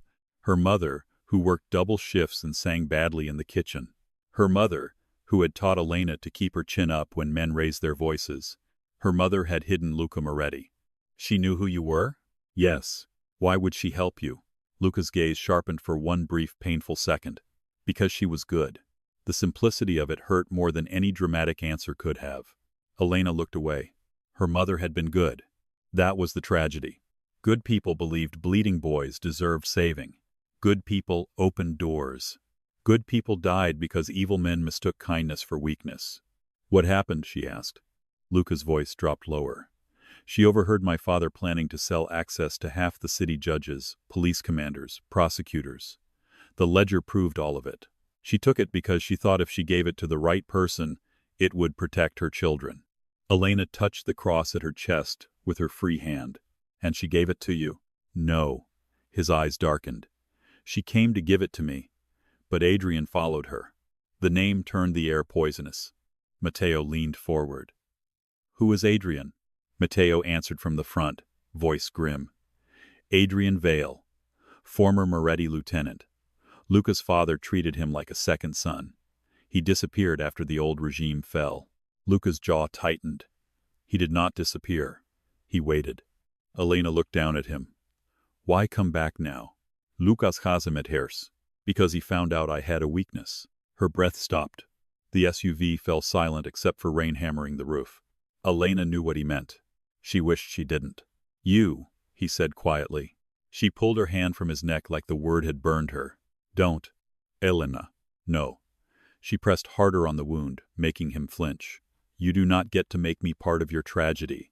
You don't get to decide I'm your weakness because guilt turned into obsession. His eyes closed briefly. When they opened, they were filled with pain that had nothing to do with the bullet. It was guilt at first. She froze. The honesty hit too close. Luca continued, each word costing him. Then I saw you outside the courthouse when you were 17. You were holding your brother's hand. He was crying. You weren't. You looked terrified, but you stood between him and everyone else like you could fight the world with nothing. Elena's lips parted. She remembered that day. The hearing about their mother's case. The one where the detective had told her there was no new evidence, no suspect, no justice coming. Matteo had sobbed into her sleeve. She had not cried until he fell asleep that night. I told myself I watched because I owed her, Luca whispered. Then because I owed you. Then because staying away was the only decent thing I had ever done. Elena's eyes burned. You call that decent? No. His voice became rough. I call it the closest I could get. The confession sat between them like a dangerous animal. Elena wanted to reject it, wanted to shove it back into his chest with the bullet, but her hands were covered in his blood, and his life was slipping through her fingers, and the worst part was she no longer knew what she wanted him to be. Monster. Protector. Liar. Boy her mother had saved. Man who had saved her. All of him was too much. Boss, Matteo said. We're 2 minutes out. Where? Elena asked. No one answered. The SUV turned off the main road into a private lane hidden behind winter trees and high black fencing. Cameras tilted as they passed. A gate opened without a guard in sight. Beyond it sat a house Elena had never seen and somehow recognized. Not because of the building, because of the garden. Overgrown lavender along the stone path. A cracked blue ceramic birdbath near the steps. White roses climbing one side of the porch, half wild and stubbornly alive. Elena's chest tightened. My mother loved white roses, she whispered. Luca's eyes stayed on her face. She planted them. The SUV stopped. Elena stared through the rain-streaked window. The house was old but cared for, tucked away from the city, surrounded by woods and silence. Not a mansion, not a Mafia fortress. A small 2-story cottage with warm lights glowing behind lace curtains. It looked impossible. It looked like a memory that had continued living after everyone inside it died. What is this place? She asked. Luca's answer was barely audible. The house I bought for her. Elena went still. Matteo started. For Mom? Luca's face tightened with something like shame. She wanted to leave Chicago. She wanted a place where you and Matteo could grow up without looking over your shoulders. I promised her I would get you out. Elena's voice came out hollow. But she died. Yes. And you kept the house. I couldn't save her. His eyes closed briefly. So, I preserved the only dream she trusted me with. Elena's throat felt full of glass. The door opened. Men rushed forward with a stretcher. Matteo helped lift Luca from her lap. The moment his weight left her, Elena felt strangely cold. She climbed out after him, blood drying on her hands. Matteo stood beside her, trembling as he looked at the white roses. I don't remember this, he whispered. You were 9, Elena said softly. I remember her talking about a house sometimes. I thought it was just one of those things adults say when they're tired. Elena remembered too, vaguely. Her mother standing at the sink late at night, staring out a motel window, saying one day they would have a porch. One day Elena would have her own room. One day Matteo could run outside without her counting the seconds. One day. Luca had been part of that one day. The knowledge hurt in a place Elena had kept sealed for years. Inside, the cottage had been converted into something between a safe house and a hidden clinic. Medical equipment filled what should have been a dining room. Sterile lights hung above a narrow surgical table. Cabinets lined the walls. Blood bags were already being pulled from a refrigerated unit. Elena looked at Matteo. You planned for this? Luca plans for everything. No, Luca rasped as they laid him down. Not everything. His eyes found Elena. She understood what he meant. Not her. Not this. A woman in gray scrubs entered from a side room, late 50s, sharp eyes, silver hair tied back. She looked at Luca's wound and cursed with professional elegance. I told you one day arrogance would tear you open properly. Good to see you too, Dr. Valles, Luca murmured. Elena stepped forward. You're a surgeon? Former trauma surgeon, current reluctant employee of Impossible Men. Dr. Valles looked Elena over. You the nurse? Elena Carter. Something softened in the doctor's face, then vanished. I knew your mother. Elena's breath caught. Before she could ask anything, Luca convulsed on the table. The monitor screamed. Dr. Valles snapped into motion. He's crashing. I need suction, blood, and pressure. Nurse Carter, scrub in or step out. Elena didn't move. The room blurred for half a second. Her brother behind her. Her mother's house around her. Her mother's secrets inside a silver cross against her chest. Luca dying on the table in front of her. The man who had watched her life from the shadows. The man whose family had destroyed hers. The man her mother had trusted. The man who had taken a bullet meant for her. Nurse Carter, Dr. Valles said sharply. Choose. Elena looked at Luca. His eyes were closed again. His skin too pale. His blood staining the sterile sheet beneath him. She hated him. She needed answers from him. She could not let him die. Elena grabbed gloves from the tray. I'm in. The next 20 minutes became blood and command. Elena moved on instinct, passing instruments before Dr. Valles fully asked, suctioning blood, holding retractors, checking vitals, adjusting pressure when Luca's heartbeat faltered. Matteo waited outside the room with one of Luca's men, refusing to sit, his face ghost white through the glass. Matteo stood near the door like a statue with a gun. 3 times Luca's pressure dropped. Twice Dr. Valles swore they were losing him. Once Elena leaned close to his ear and whispered, Stay alive, you bastard. His heart answered with a weak, stubborn beat. Dr. Valles found the bullet lodged near the clavicle and removed it with a metallic clink that sounded too small for the damage it had done. Blood transfused slowly into Luca's veins. The bleeding slowed. The monitor steadied. Not safe, but alive. When it was over, Elena stepped back from the table, soaked through, shaking with delayed terror. Dr. Valles stripped off her gloves. He needs rest, real rest, which means no wars, no revenge speeches, no dragging himself out of bed because someone bruised his pride. Matteo said nothing. Dr. Valles looked at him. That means you too. He won't listen to me. He might listen to her. Everyone looked at Elena. She wanted to laugh. Or scream. Instead, she walked out before anyone could ask her to become his conscience. Matteo was waiting in the hallway. The second he saw her, he folded. Elena. She caught him as he broke down. Her little brother buried his face in her shoulder the way he had when he was 9, and for the first time since the hospital, Elena let herself hold him with both arms. He shook violently. I thought I was dead, he whispered. I thought I'd never see you again. I know. They kept asking about Mom, about a necklace, about you. I didn't understand. I know. I was so scared. Elena closed her eyes. Her own tears finally came. Quiet. Hot. Exhausted. I was scared too. They stood like that in the hallway of a house their mother had never lived to see, holding each other while armed men guarded the doors and the most dangerous man in Chicago breathed because Elena refused to let him stop. After a while, Matteo pulled back, wiping his face with shaking hands. Is he going to live? Elena looked through the glass. Luca lay pale and still beneath the lights. Yes, she said. Matteo followed her gaze. He saved me. Elena said nothing. He saved you too. I know. Matteo hesitated. Do we trust him? Elena touched the cross at her throat. The tiny hidden paper still waited inside. I don't know. That was the truth. And it terrified her. A few minutes later, Dr. Valles led Elena into the old kitchen and placed a cup of black coffee in front of her. The kitchen was warm, painfully ordinary. Wooden cabinets, a chipped yellow mug, rain tapping against the window over the sink. Elena stared at the room and wondered whether her mother had ever stood here. She never got to see it finished, Dr. Valles said quietly. Elena looked up. You knew about this place? I helped him stock it after she died. Why? Because grief makes some men drink, some pray. The doctor's eyes flicked toward the surgical room. Luca built a shrine and called it security. Elena swallowed. Was my mother running to him? Dr. Valles sat across from her. Yes. The answer landed softly, but shattered loudly. Why? Because Maria knew Luca wanted out from under his father.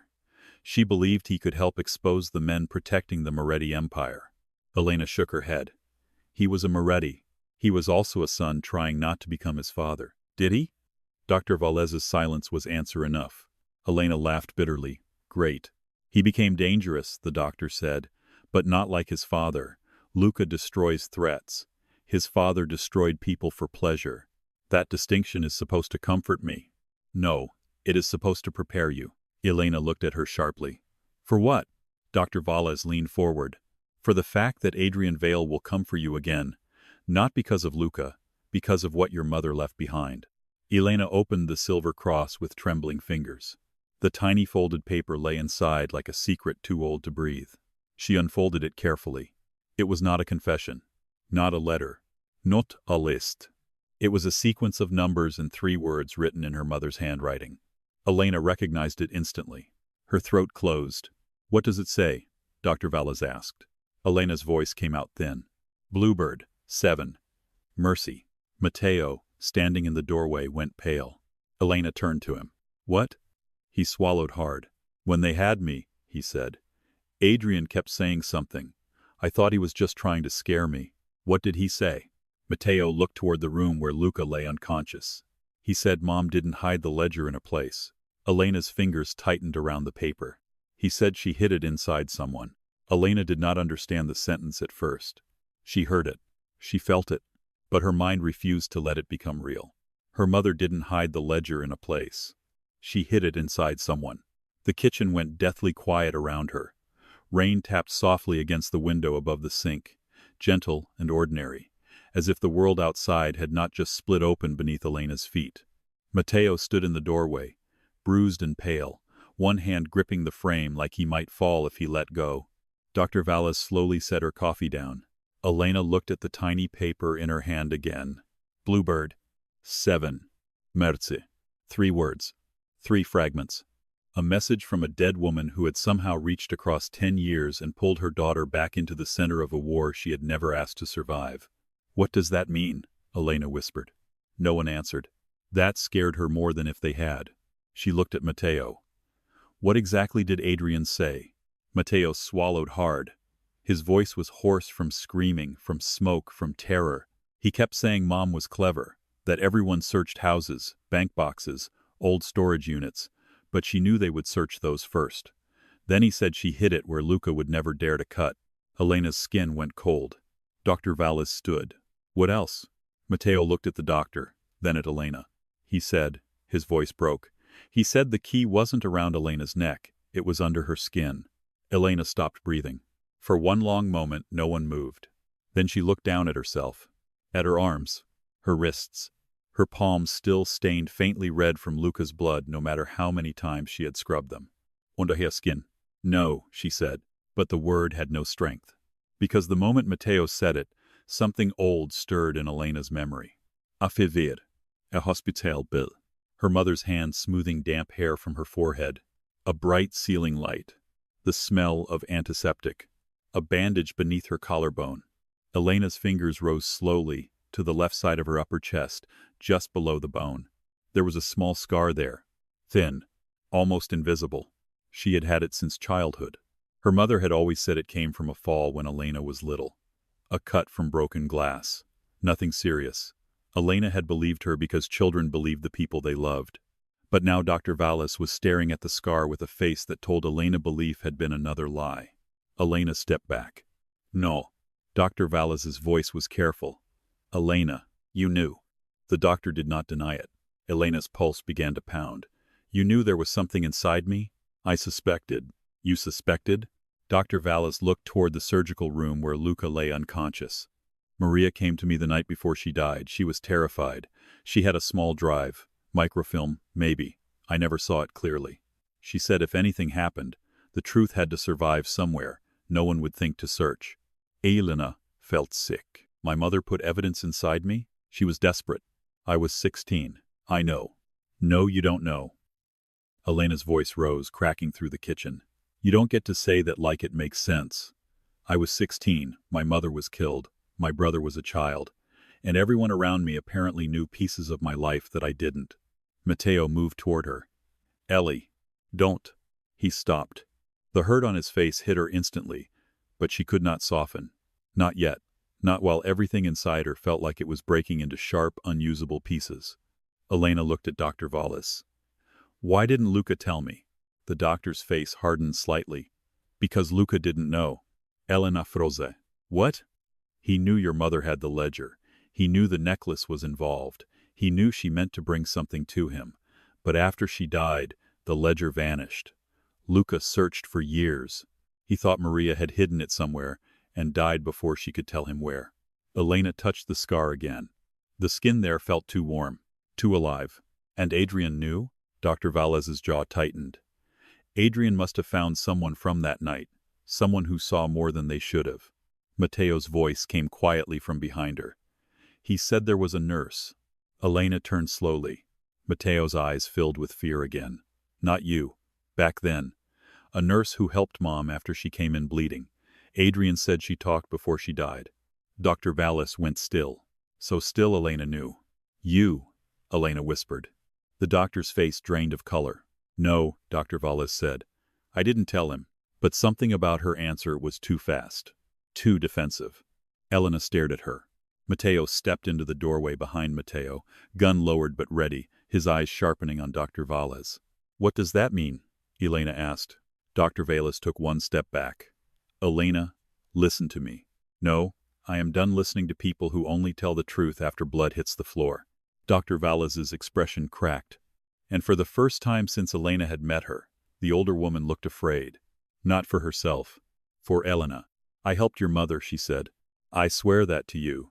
Maria came into my clinic with a wound in her side, and you half conscious in her arms. She begged me to remove the device from the necklace and hide it somewhere safe. I told her we should call Luca. She said Luca was being watched. Elena's head swam. She brought me to you. You were drugged. The words slid into Elena like ice. What? Not by her. By Adrian's men. They had grabbed you first, trying to force Maria to give up the ledger. She got you back, but she knew they would come again. Elena's breath turned shallow. A memory flashed, hands lifting her. Her mother crying but smiling. Elena, baby, stay awake. A blue bird sticker on the ceiling. A number 7 written on a white door. Mercy. Mercy Clinic. Elena gripped the back of a chair. Bluebird. 7. Mercy. Not random words. Instruction. A memory map. She hid it in me. At Mercy Clinic, Elena whispered. Dr. Valles nodded once, slowly. Room 7. There was a bluebird painted on the wall. Matteo covered his mouth. Elena almost laughed. Not because anything was funny. Because her life had become so cruelly precise, it felt written by someone with a taste for punishment. My mother used me as a hiding place. She used the only place she believed no one would destroy. That's supposed to make it better? No, Dr. Valles said softly. Nothing makes it better. Elena's hands began to shake. She wanted Luca awake. The realization struck her like a betrayal. After everything, after the lies, after the bloodline that had ruined her family, after the surveillance and the violence and the impossible gravity of his obsession, some terrified part of her still wanted to turn toward him. Because Luca would know what to do. Because Luca would look at this nightmare and turn it into a target. Because Luca had spent years preparing for the day her past came to collect her. And because when Adrian's gun had aimed at her, Luca had stepped in front of the bullet. Elena hated herself for needing him. She hated him for making himself necessary. Matteo's phone buzzed. He checked it, and his face tightened. Elena, he said, we have a problem. She laughed once, brittle and exhausted. Just one? Adrian released the hospital footage. What footage? Matteo turned the screen toward her. A news broadcast played silently. There she was. Elena Carter, nurse at Mercy General, being escorted out of the hospital beside Luca Moretti. Then another clip. Her in the SUV. Luca's hand at her waist. The headline beneath it made her stomach drop. Mafia boss abducts nurse after hospital lockdown. Matteo cursed. Dr. Valles closed her eyes. Elena stared at the screen. The report cut to police outside Mercy General, then to a photograph of Luca, then to a blurred image of Elena from an old staff badge. Her name, her face, her workplace, everything exposed. Adrian had not only taken Matteo, he had turned the city into a witness. Matteo's voice was grim. Police are calling you a possible hostage. The Moretti rivals are calling you leverage. Every reporter in Chicago will be looking for you by noon. Elena looked toward the surgical room. And Adrian? He just gave everyone a reason to hunt you. The house suddenly felt less like shelter, more like a lantern in the dark. Elena turned to Dr. Valles. Can you remove it? The doctor stared at her. The thing inside me, Elena said. Can you remove it? Matteo stepped forward. Absolutely not. Elena looked at him. I wasn't asking you. If Adrian wants what's inside you, cutting you open is exactly what he's trying to force. I don't care what he wants. You should. My brother was kidnapped. Luca was shot. My face is on the news. Whatever my mother hid inside me is the reason this is happening. So, remove it. Dr. Valles shook her head. It's not that simple. Why? Because I don't know exactly where it is anymore. Elena's heart sank. You put it there. 10 years ago. In a small subdermal capsule here. She pointed gently near Elena's scar. But bodies change, tissue shifts, scar tissue forms. If it migrated, I need imaging. Then image it. The equipment here is enough for emergency surgery, not detailed soft tissue scanning. Matteo spoke quietly. We have a private facility. Dr. Valles looked at him sharply. No. Elena noticed. What facility? Matteo's jaw tightened. Dr. Valles answered before he could stop her. One of Luca's older medical sites. Not secure anymore. Why not? Because Adrian built it. The name poisoned the room again. Elena pressed a hand against the scar. Somewhere beneath that skin was the thing her mother had died for. A ledger that could expose police, judges, politicians, men who had worn respectable faces while helping monsters build empires. A ledger Adrian wanted. A ledger Luca had searched for. A ledger inside her. Matteo moved closer, his voice low. Ellie, don't do this. She looked at him. His face was swollen, his lips split. His eyes still carried the warehouse in them. I can't let them keep chasing us, she said. You don't even know what removing it could do. It's under my skin, not in my heart. You don't know that. The words hit deeper than he meant them to. Because maybe it was in her heart. Not physically. Worse. In her mother's choices. In Luca's guilt. In every invisible hand that had shaped her life. Elena had spent years believing survival was something she built alone. Now she was learning her survival had been guarded, manipulated, purchased, and haunted by people who never gave her the dignity of truth. Her life had not been hers. Not fully. And she was done letting hidden things decide the people she loved would bleed. A low alarm beeped from the surgical room. Dr. Valles turned sharply. Everyone moved. Elena reached Luca's bedside just as his body tensed against the sheets. His pulse spiked on the monitor. Sweat dampened his hair. His face twisted with pain, but his eyes opened. Gray. Unfocused at first. Then locked onto Elena with frightening speed. Elena, I'm here. The words came out before she could stop them. His hand moved weakly toward her. She hesitated. Then took it. His fingers closed around hers with almost no strength, and somehow the touch still felt like a command. Adrian, he rasped. Gone. Matteo? Alive. His eyes shifted toward her brother in the doorway. Relief flickered across his face, so brief, Elena almost missed it. Then his gaze dropped to her chest. To the scar beneath her collarbone. He knew. Maybe not the whole truth. But enough. His grip tightened. No. Elena's heart thudded. I haven't said anything. You don't have to. She leaned closer, anger rising fast because fear was beneath it. You don't get a vote. If it's inside you, he will carve through everyone to reach it. Then we remove it before he does. No. Stop saying no like I belong to you. His eyes sharpened through the pain. You don't belong to me. Then act like it. For a moment, only the monitor spoke. Beep. Beep. Beep. Luca's face was pale, his breath uneven, but the force of him still filled the room. I am trying, he said quietly. The admission disarmed her more than anger would have. Elena looked away first. I need the truth, she said. All of it. No more protecting me from information. No more deciding what I can survive. Luca's jaw flexed. Then he looked at Matteo. Leave us. Matteo did not like it. Neither did Dr. Valles. But they obeyed. Matteo stayed. Luca's eyes moved to him. He stays, Elena said. Luca accepted that with one small nod. The room emptied until only the three of them remained.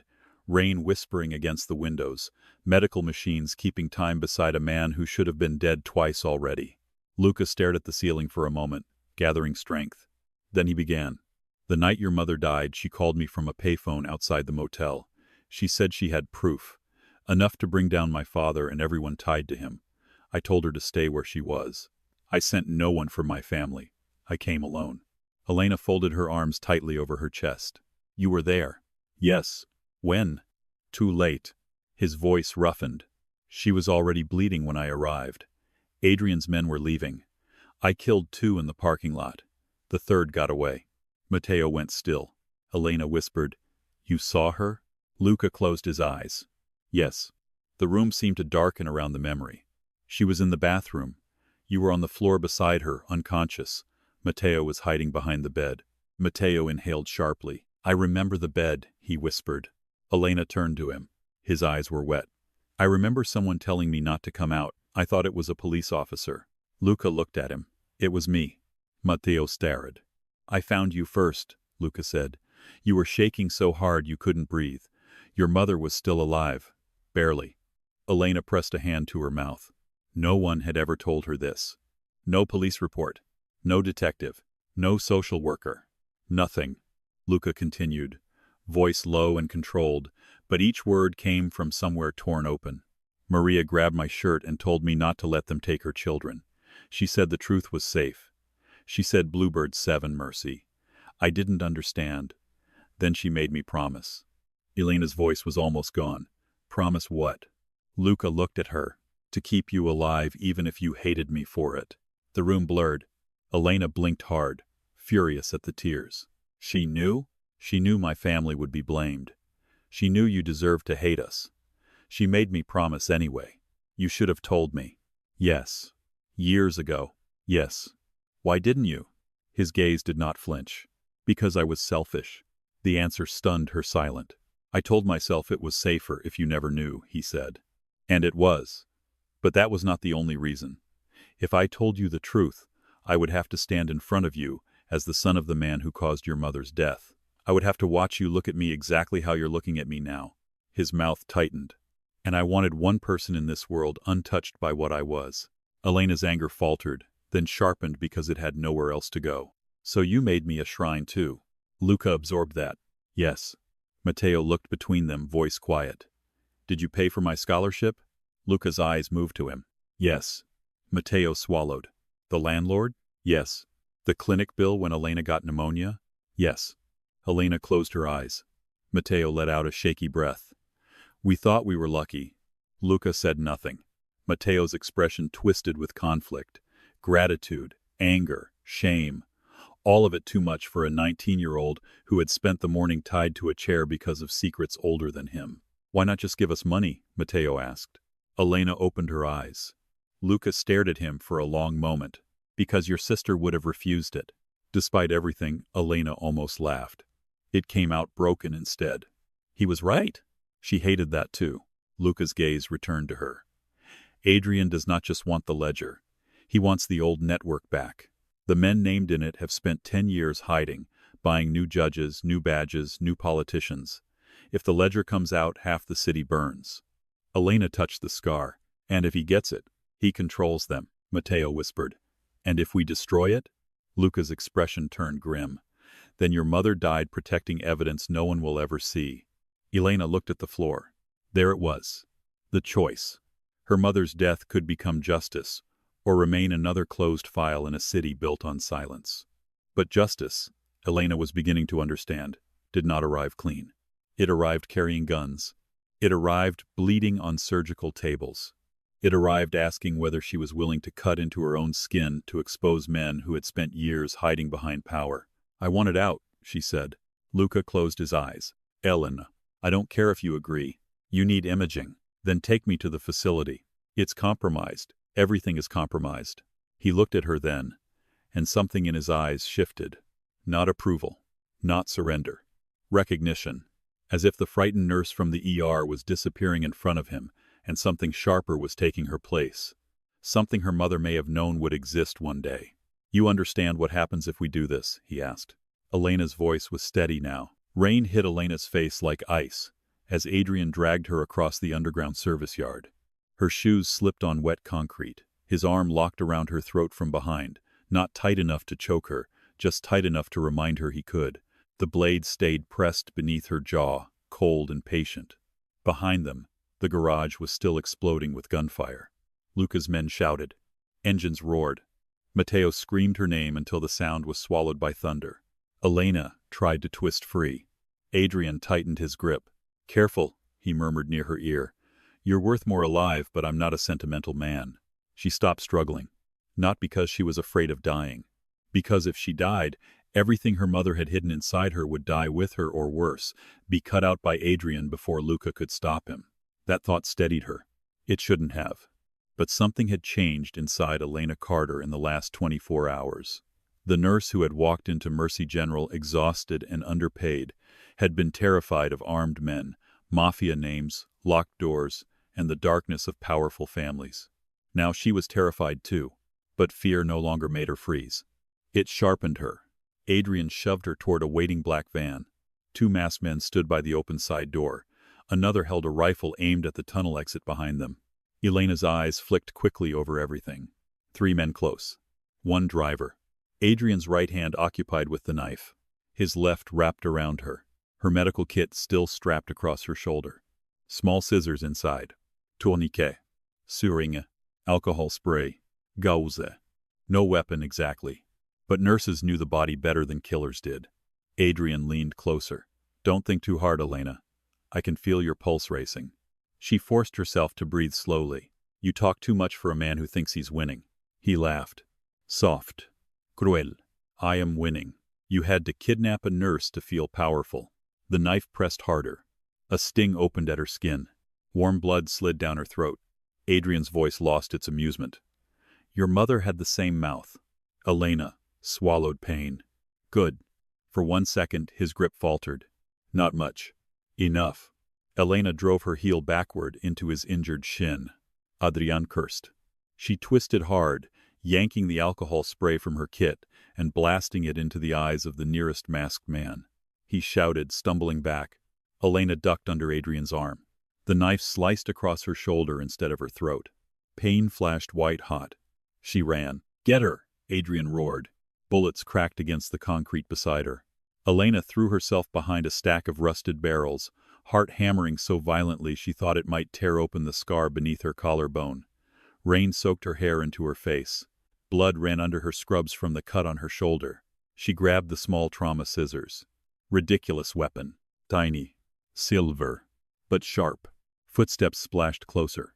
A masked man rounded the barrels. Elena struck first. She drove the scissors into the soft space above his knee. He screamed and collapsed. She kicked the rifle away with shaking force, grabbed it by the strap, and dragged it toward herself. Too heavy. Too unfamiliar. But before she could figure out how to use it, a hand seized her hair and slammed her against the barrels. Adrian. His face had changed. The elegance was gone. Rain streaked through his silver hair. One eye was red from the spray, his mouth twisted with fury. "There she is," he hissed. "Maria's daughter."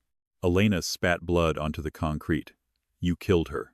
His smile returned, thin and ugly. "No. Luca killed her." Rage cut through her pain. "Liar. Did he tell you about the final page?" Elena froze despite herself. Adrian noticed. "Of course he did." "He didn't, did he?" His hand tightened in her hair. "That ledger doesn't just expose the old Moretti empire. It proves Luca authorized the first purge after his father died. Judges, prosecutors, police commanders, men who had protected his father suddenly vanished, resigned, drowned, burned, fell from balconies." Elena's breath trembled. "Justice," Adrian whispered. "Murder. The line depends on who tells the story." He said the ledger was altered.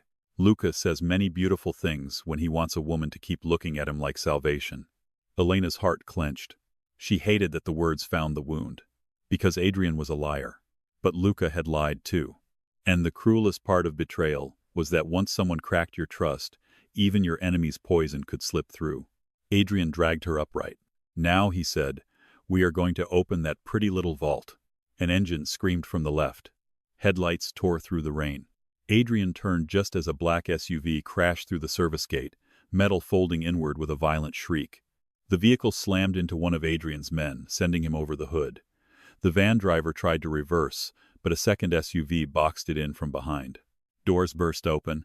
Matteo stepped out first, blood on his face, gun raised. Then Luca emerged from the smoke behind him. Elena's breath stopped. He should not have been standing. He should not have been walking. He should not have been alive with fresh stitches, blood-soaked bandages, and one hand pressed against his side. But Luca Moretti stepped into the rain like a nightmare that refused to die. His eyes found Elena. For half a second, the world narrowed to the space between them. Not forgiveness. Not trust. Something more dangerous. Recognition in the middle of war. Adrian yanked Elena back against him and pressed the knife to her throat again. Luca stopped. Every gun in the yard rose. Rain poured between them. Let her go, Luca said. His voice was quiet. That made it worse. Adrian smiled. You look terrible. You will look worse. Still arrogant while bleeding through a surgeon's work, I always admired that. I won't ask twice. No, Adrian said. You'll beg once. He shifted the blade. Elena felt it bite. Luca's eyes dropped to the blood at her neck. Something in him went utterly still. Adrian saw it and smiled wider. There he is, the great Luca Moretti, King of Chicago, brought to his knees by a nurse with a dead mother and a secret under her skin. Elena's gaze locked on Luca's. Don't, she thought. Don't give him what he wants. Luca didn't move, but she saw the war inside him. The old instinct. Protect her. Trade anything. Burn everything. Choose for her, before she could choose wrong. Elena slowly moved her hand at her side. Tiny motion. 2 fingers. Then 3. Matteo's eyes flicked down. He saw. Luca saw too. Understanding flashed across his face. Not agreement. Fear. Elena breathed once. Then she drove her elbow backward into Adrian's ribs and dropped all her weight. The knife sliced across the side of her neck, shallow but burning. Luca fired. Matteo fired. The yard erupted. Adrian staggered back, blood bursting from his shoulder. Elena hit the ground hard and rolled behind the barrels as bullets ripped through the rain above her. Luca crossed the yard toward her through open fire. Not around it. Through it. A bullet struck his arm. He barely flinched. Another shattered the concrete near his foot. He kept coming. Elena screamed, Luca, stop! He didn't. Matteo and the others laid down cover, forcing Adrian's men back toward the van. One masked man rushed Elena from the side, but Matteo appeared from nowhere, swinging a metal pipe with both hands. It connected with the man's shoulder. The man went down. Matteo stood frozen, pipe still raised, rain dripping from his bruised face. Elena. She stared at him in shock. What are you doing here? Protecting you back. There was no time to argue. Luca reached them, grabbed Elena's arm, and pulled her behind the SUV. His hands went immediately to her throat, tilting her face toward the light. Where are you cut? I'm fine. Where? Neck. Shoulder. Shallow. His fingers trembled once as they checked the blood. Elena caught his wrist. Their eyes met. Even in the chaos, even with gunfire cracking around them, everything unsaid pressed between them. You lied. You saved me. You knew. You came anyway. She wanted to ask about the final page. She wanted to scream at him for every secret, but Adrian's voice rose above the storm. Luca. They looked over the hood. Adrian stood beside the van, one hand clamped over his bleeding shoulder. His men were falling back around him. His elegant coat was torn, soaked black with rain and blood. Still smiling. Always smiling. He held up a phone. On the screen was a live video feed. Dr. Valles, bound to a chair inside the cottage kitchen. Elena's stomach dropped. Adrian's voice carried through the rain. You didn't think I came alone, did you? Luca's face changed. Matteo cursed. Adrian tapped the phone screen. Your doctor knows how to remove the capsule. If I don't leave here with Elena, my men cut the knowledge out of her instead. Elena's heart pounded. Dr. Valles looked bruised but conscious on the screen. Behind her, firelight flickered at the cottage windows. Her mother's house. Burning. Adrian said softly, Choose quickly. Luca's grip tightened on his gun. Elena saw it then. The trap beneath the trap. If Luca chased Adrian, Dr. Valles died. If Luca saved Dr. Valles, Adrian escaped to hunt Elena again. If Elena stayed hidden, the war continued around her body until everyone she loved was either dead or owned. Her mother had hidden the ledger inside her because she thought no one would dare cut into a child. But Elena was not a child anymore, and she was done being the place where men hid their sins. She turned to Matteo. "Can you get us to the medical facility?" Luca's head snapped toward her. "No." Elena ignored him. "Can you?" Matteo hesitated. "Matteo." "Yes," he said, "but Adrian will follow." "Good." Luca stared at her. "Elena." She faced him fully. Rain ran down her face, mixing with blood from her neck. Her hands shook, but her voice did not. "You said I decide." His eyes burned. "I said if we were cornered, we are. That facility is a kill box. Then make it ours." For the first time, Luca had no immediate answer. Elena stepped closer. "You want to protect me? Then stop standing in front of me and stand beside me." The words struck him harder than any bullet. Behind them, Matteo whispered, "Ellie." She turned to her brother. He looked terrified. So young, so brave, so much like the child she had tried to shield from every storm. "I need you to go with Matteo's men," she said. "No, Matteo. No, I'm done being sent away." Elena grabbed his face the way she had in the garage. "This is not me calling you weak. This is me trusting you with the only thing more important than my fear." "What?" "Dr. Valles." Matteo blinked. Elena's voice softened. "She knew, Mom. She knows the truth. And she's the only surgeon who might remove this safely. I need you to help get her out." Matteo's jaw trembled. He looked past her toward the burning cottage on Adrian's phone. Then he nodded. "Once." Like it cost him everything. "Okay." Elena kissed his forehead quickly. He held onto her for half a second longer than he meant to. Then Matteo signaled 2 men to take him toward the tree line. Luca watched, understanding the split before Elena said it. "You're using yourself as bait." "I'm using the thing inside me as bait. That thing is inside you." "Then I guess Adrian and I finally agree I'm valuable." His expression hardened. "Do not make jokes about your life. Then don't make decisions over it." Adrian's van engine roared. He was escaping. Luca looked toward it, then back at Elena. 1,000 instincts passed across his face. Control, fear, fury, love, maybe. Though neither of them had earned the safety of that word. Finally, Luca turned to Matteo. "Rescue Valles. Burn anyone who touches the boy." Matteo nodded. "And you?" Luca's eyes stayed on Elena. "We end this." The chase began in rain and fire. Elena rode in the back of a battered SUV with Luca beside her. One of his men, driving like death itself, had given directions. Adrian's van tore through industrial streets ahead of them, weaving between abandoned lots and underpasses slick with water. Luca's breathing grew worse. Elena heard it, no matter how hard he tried to hide it. "You're bleeding again," she said. "I know." That wasn't an invitation to be calm about it. He glanced at her. "You're bleeding too. Mine is less dramatic." A ghost of a smile touched his mouth, then vanished when pain hit him. Elena opened her medical kit and pressed fresh gauze against his side. He inhaled sharply, but didn't pull away. For once, he let her work without command. The SUV swerved hard. Elena fell against him. His arm caught her automatically. The contact was too familiar now, too dangerous. She looked up at him. "The final page," she said. His face closed. "Tell me now." "Elena." "Now."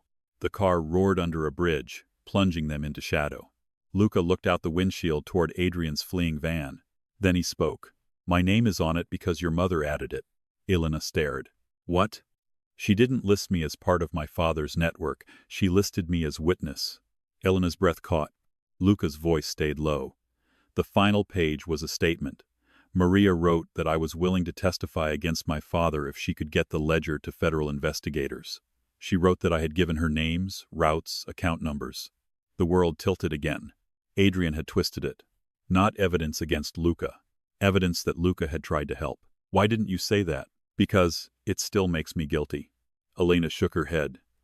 "That's not the same. I was born inside it. I benefited from it.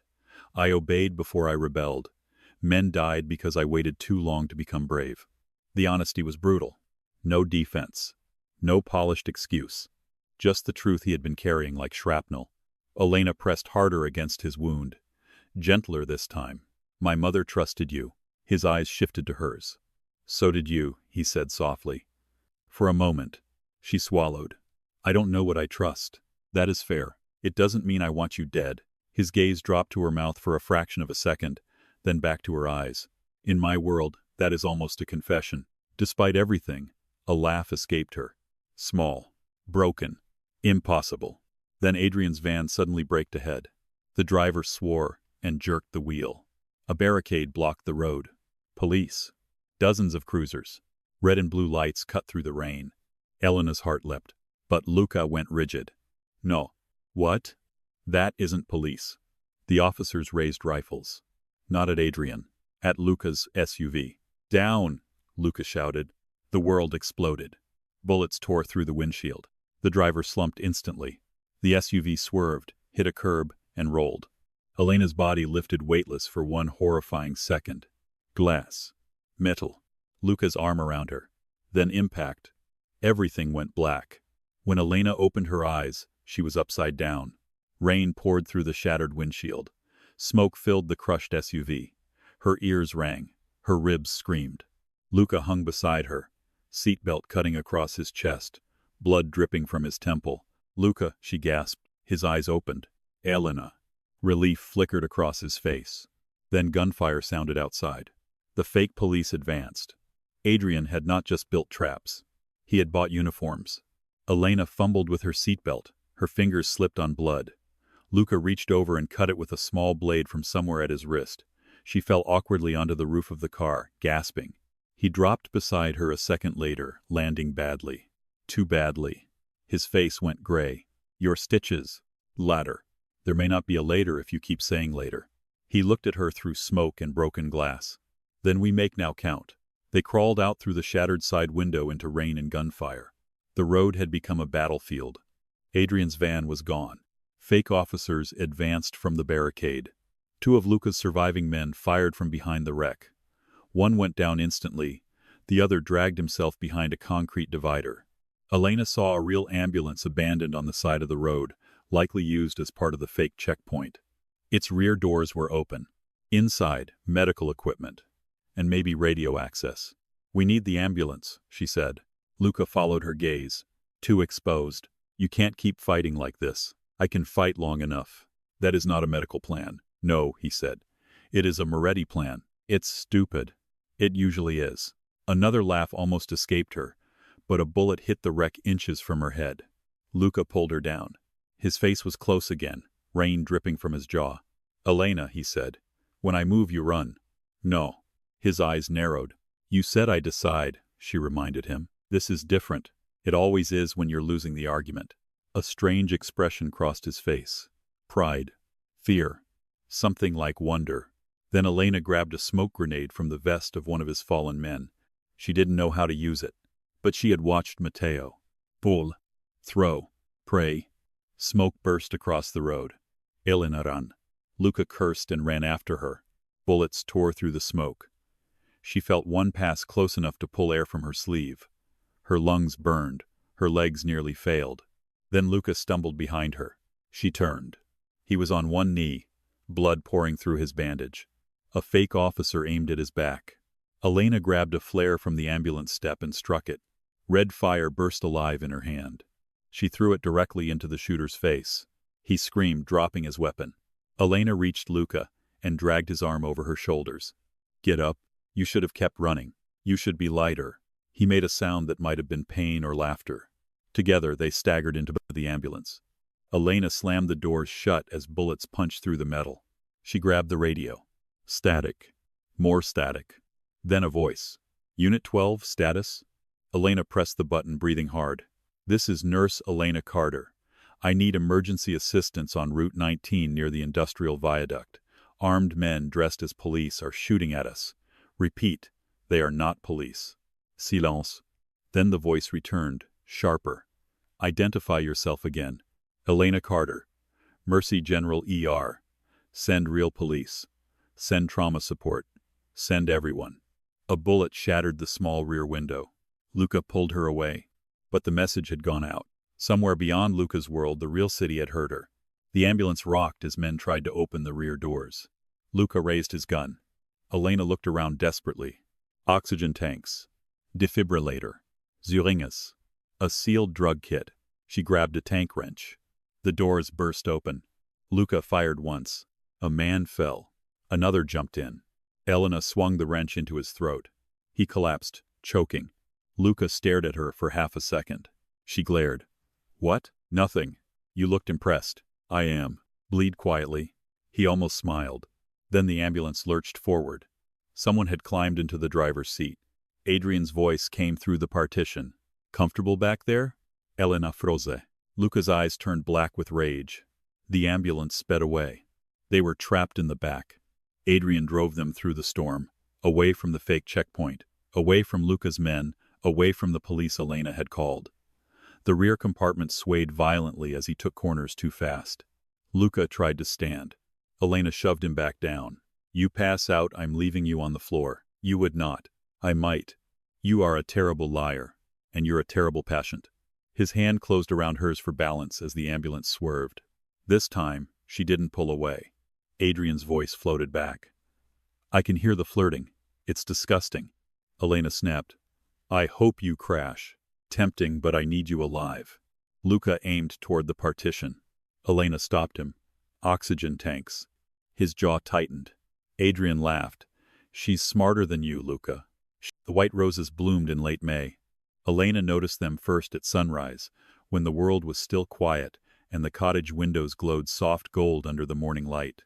She stood barefoot on the porch with a mug of coffee warming her hands, watching dew cling to the petals her mother had planted in a life she never got to live. For a long time, Elena had thought grief was a locked room. You survived by keeping the door closed. But that spring, grief became something else. A garden. Messy. Overgrown. Alive. Some mornings, she pulled weeds from the lavender path and cursed Luca Moretti for having preserved everything so carefully. Other mornings, she sat on the porch steps and cried because she could almost hear her mother humming in the kitchen. Sometimes, Matteo came by with groceries he did not need to buy and pretended he was checking on the plumbing, even though Elena knew he was checking on her. He had grown quieter after everything. Not weaker. Different.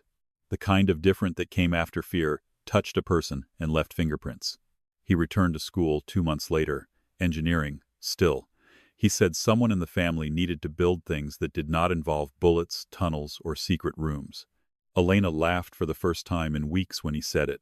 Dr. Vallis moved into the cottage's converted back office and turned half the property into a small private clinic for women who had learned not to trust hospitals, police reports, or men with expensive lawyers. Elena worked beside her not as the exhausted nurse from Mercy General, but as someone who finally understood that healing could be power too. They called the clinic Bluebird House. No sign outside. No press release. Just a small bluebird painted on the white door. The city changed slowly. Not cleanly. Power never died without trying to drag people down with it. There were trials, arrests, resignations, suicides disguised as statements. Men who once shook hands with mayors were photographed hiding their faces beneath coats as federal agents escorted them into courthouses. Adrian Vale survived. Elena hated that, at first. Then she learned to live with it. He would spend the rest of his life in a federal prison, not as a legend, not as a kingmaker, not as a shadow in rooms where women were afraid to speak. Just a number. A caged man with no empire left to whisper to. Luca testified for 11 days. Elena watched only once. She sat in the back row of the courthouse beside Matteo, wearing a black coat and her mother's silver cross. The incision scar beneath it finally healed. Luca looked thinner in a dark suit, pale but upright, his face unreadable as prosecutors asked him about money routes, buried bodies, bribed officers, and the violent years he had spent becoming powerful enough to destroy the world that raised him. He did not excuse himself. Not once. That was what made it unbearable. He named the dead. He named the living. He named himself when necessary. And when the prosecutor asked why he had waited so long to come forward, Luca was silent for several seconds. Then he looked across the courtroom. Not at Elena. Near her. Never directly enough to make her testimony part of his. I mistook the Dietna. I mistook control for Daction, he said. and guilt for loyalty. It took me years to understand that silence can be another weapon. Elena left before the hearing ended. Not because she was angry. Because she was not. And that frightened her more. Summer came slowly. The cottage warmed. Matteo painted the porch badly and insisted uneven brushstrokes gave it character. Dr. Vallis planted herbs behind the clinic and threatened to sedate anyone who stepped on the basil. Matteo came by once a week with security updates Elena pretended not to want, always standing politely at the gate until she invited him in. He never carried a visible gun anymore. Another condition. He obeyed. Mostly. Luca did not visit. He sent no flowers, no dramatic letters, no black cars waiting outside in the rain. Only one envelope arrived, 3 months after the courthouse hearing. Inside was a single page. No apology grand enough to insult her. No declaration. Just a copy of Maria Carter's final written statement, recovered from the ledger files. Elena read it at the kitchen table while rain tapped softly against the window. If anything happens to me, protect my children from becoming afraid of their own lives. Do not let my daughter grow up believing survival is the same as living. Elena is stronger than she knows, but she should not have to be strong alone. Elena folded the page carefully. Then she finally cried without trying to stop. Not the broken kind of crying from fear. Not the angry kind. The kind that emptied a wound. Autumn arrived with gold leaves and cold mornings. Bluebird House became known quietly through whispered referrals, women telling other women where to go when they needed a doctor who listened, a nurse who believed them, a room where no one asked why they had waited so long to leave. Elena found peace in small things. Fresh sheets. Unlocked doors. Matteo laughing again. A patient squeezing her hand after a difficult exam. Coffee on the porch. White roses that refused to stop blooming, even after the air turned cold. Then, one evening in October, a black car stopped at the end of the lane. Elena saw it from the clinic window. Her heart knew before her mind did. She finished bandaging a patient's wrist. She gave aftercare instructions. She smiled. She waited until the woman left with Dr. Vallis. Only then did she step outside. Luca stood near the gate. No guards beside him. No Matteo. No weapons she could see. He wore a dark coat, his hair slightly longer, his face leaner, the dangerous elegance still there but quieter now, worn down by consequence, and something almost like humility. For a moment neither of them spoke. The last time Elena had seen him, federal agents had been guiding him through a courthouse hallway. Now he stood beneath the trees at the edge of her mother's garden, waiting like a man who understood he had no right to cross the gate unless invited. "You're early," Elena said. His mouth curved faintly. "You don't know why I'm here. You told Matteo you might come after the sentencing." A flicker of amusement crossed his face. "Your Matteo? Told my Matteo?" Dr. Vallis told me after intimidating both of them. Efficient woman. Terrifying woman. Yes. The silence that followed was softer than it used to be. Luca looked toward the bluebird painted on the clinic door. "It suits you." The clinic? The freedom. Elena folded her arms, not defensively this time. "What happened?" He understood what she meant. 5 years, he said. Reduced for cooperation. Delayed surrender for medical recovery, and ongoing testimony. No control over remaining assets. The words should have felt like victory. Instead, they felt like a door closing somewhere far away. "Elena," he said quietly, "I didn't come to ask you to wait." "I know." His eyes held hers. "I didn't come to ask for forgiveness." "I know. I came because before I go, I wanted to see the house alive." Elena glanced back at the cottage. Warm light in the kitchen. White curtains moving slightly through an open window. Matteo's crooked porch paint. Lavender beside the path. Her mother's roses climbing the railing like they had survived every winter by pure stubbornness. "It is alive," she said. Luca nodded. For the first time, Elena saw real peace touch his face. Not happiness. Not absolution. But peace. Like a promise made to a dying, woman had finally become something other than punishment. "She would have loved it," Elena whispered, his voice roughened. "Yes." Elena walked to the gate and opened it. Luca did not move immediately. That made her smile a little. "I opened it for a reason, Moretti." He stepped inside. Slowly. Carefully. Like the garden itself was sacred ground. They walked the path together in silence. The air smelled of rain, lavender, and cold earth. At the porch, Luca stopped before the white roses. One bloom had fallen onto the step. He bent with visible stiffness and picked it up. His wound moved. But not disappeared.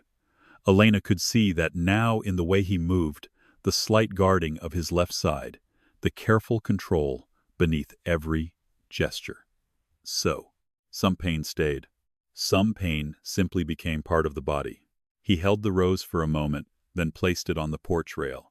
I used to come here when I thought staying away from you was enough, he said. Elena looked at him. Was it? No. The honesty was immediate. Good. He had learned. I used to stand right there. He nodded toward the tree line.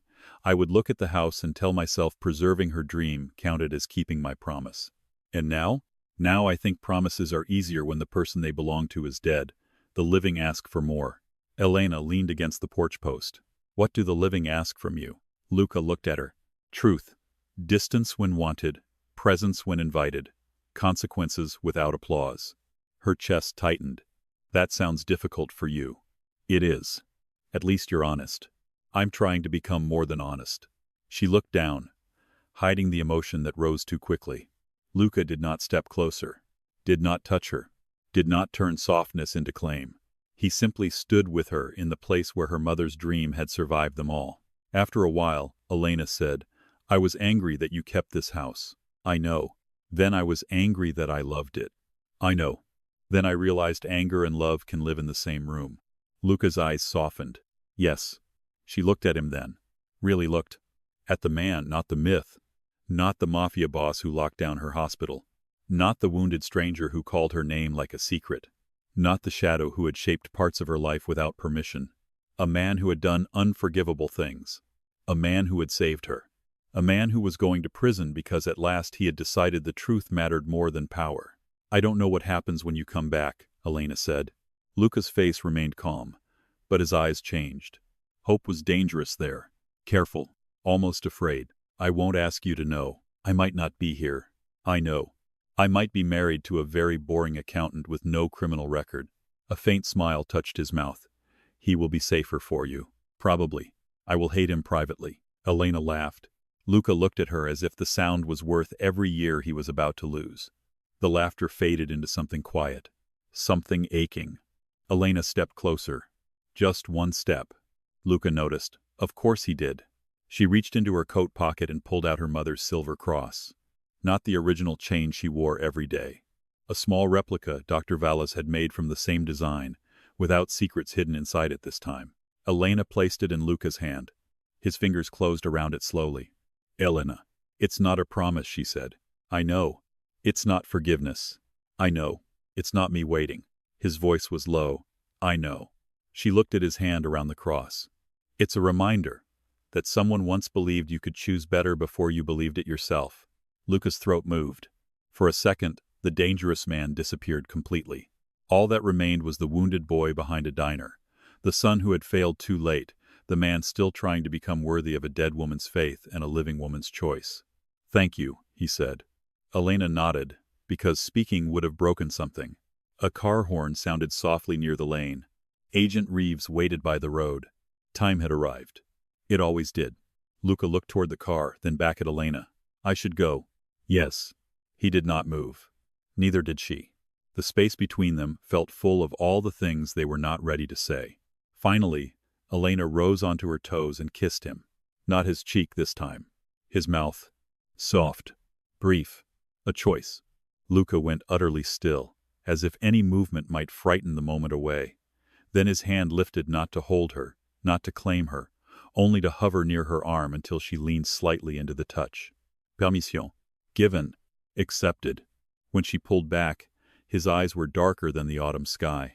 Elena, he whispered. She smiled sadly. Come back honest. His fingers tightened around the cross. I will. Then he stepped away. She watched him walk down the lavender path, through the open gate, toward the car waiting to take him to prison, judgment, and whatever kind of redemption could be built one truthful day at a time. He did not look back until he reached the road. When he did, Elena was still on the porch. Not waiting. Standing. There was a difference. Luca seemed to understand. He got into the car. It drove away beneath the trees until the red taillights vanished into the dusk. Elena stayed outside for a long time after. The air grew colder. The clinic lights glowed behind her. Inside, Mateo was probably stealing leftovers from the fridge. Dr. Valles was probably pretending not to watch from the kitchen window. The white roses moved softly in the wind. Elena touched the scar beneath her collarbone. For years, her body had carried a secret. Then it carried a wound. Now it carried only a mark. Proof that something had been hidden there once. Proof that it had been opened. Proof that she had survived the opening. She looked up at the darkening sky and thought of her mother, not bleeding, not afraid, not trapped forever in a motel bathroom, but standing in this garden, laughing at Mateo's crooked paint job, scolding Elena for forgetting to eat, touching the roses with hands that had once hidden truth inside her daughter because she believed the future was worth the risk. Elena breathed in, slowly, freely. Behind her, the clinic door opened. Mateo's voice called, "Ellie. Dr. Valles says if you don't come eat, she's going to diagnose you with stubbornness." Elena smiled. "Tell her it's chronic." She said she already knew. Elena laughed and turned toward the light. For the first time in 10 years, she did not feel like she was running from the past or waiting for it to find her. The past had come. It had brought guns, blood, lies, and ghosts. But it had also brought the truth. And truth, Elena had learned, did not always set you free gently. Sometimes it tore you open first. Sometimes it made you bleed. Sometimes it forced you to become the person your mother believed you could be. She stepped inside Bluebird House and closed the door behind her, not to hide, not to lock the world out, but because she had chosen the life waiting on the other side. Outside, the white roses kept blooming in the dark. Top of form, bottom of form, top of form, bottom of form. The white roses bloomed in late May. Elena noticed them first at sunrise, when the world was still quiet and the cottage windows glowed soft gold under the morning light. She stood barefoot on the porch with a mug of coffee warming her hands, watching dew cling to the petals her mother had planted in a life she never got to live. For a long time, Elena had thought grief was a locked room. You survived by keeping the door closed. But that spring, grief became something else. A garden. Messy, overgrown, alive. Some mornings, she pulled weeds from the lavender path and cursed Luca Moretti for having preserved everything so carefully. Other mornings, she sat on the porch steps and cried, because she could almost hear her mother humming in the kitchen. Sometimes Mateo came by with groceries he did not need to buy and pretended he was checking on the plumbing, even though Elena knew he was checking on her. He had grown quieter after everything. Not weaker. Different. The kind of different that came after fear touched a person and left fingerprints. He returned to school 2 months later. Engineering, still. He said someone in the family needed to build things that did not involve bullets, tunnels, or secret rooms. Elena laughed for the first time in weeks when he said it. Dr. Valles moved into the cottage's converted back office and turned half the property into a small private clinic for women who had learned not to trust hospitals, police reports, or men with expensive lawyers. Elena worked beside her not as the exhausted nurse from Mercy General, but as someone who finally understood that healing could be power too. They called the clinic Bluebird House. No sign outside. No press release. Just a small bluebird painted on the white door. The city changed slowly. Not cleanly. Power never died without trying to drag people down with it. There were trials, arrests, resignations, suicides disguised as statements. Men who once shook hands with mayors were photographed hiding their faces beneath coats as federal agents escorted them into courthouses. Adrian Vale survived. Elena hated that at first. Then she learned to live with it.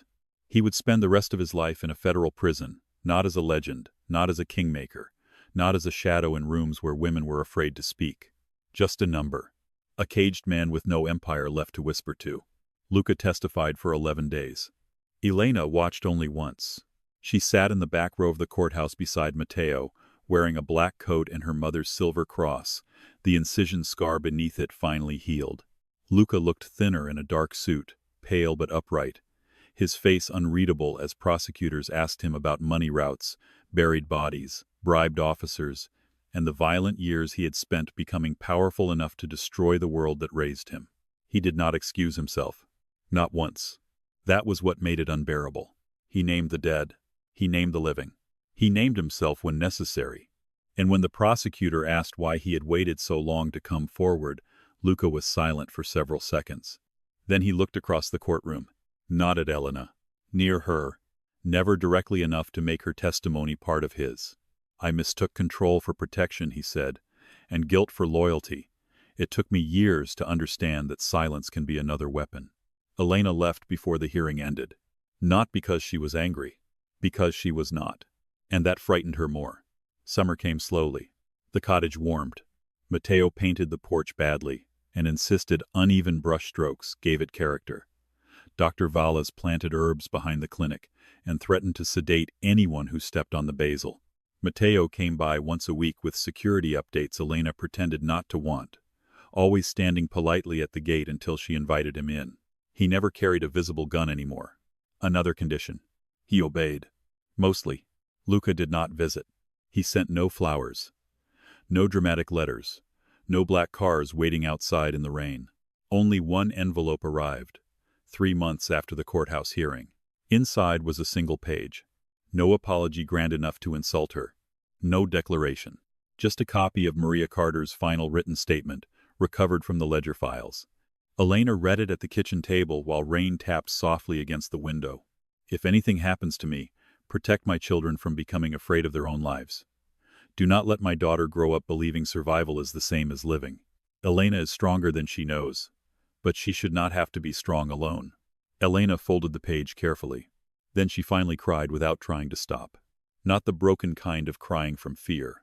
Not the angry kind. The kind that emptied a wound.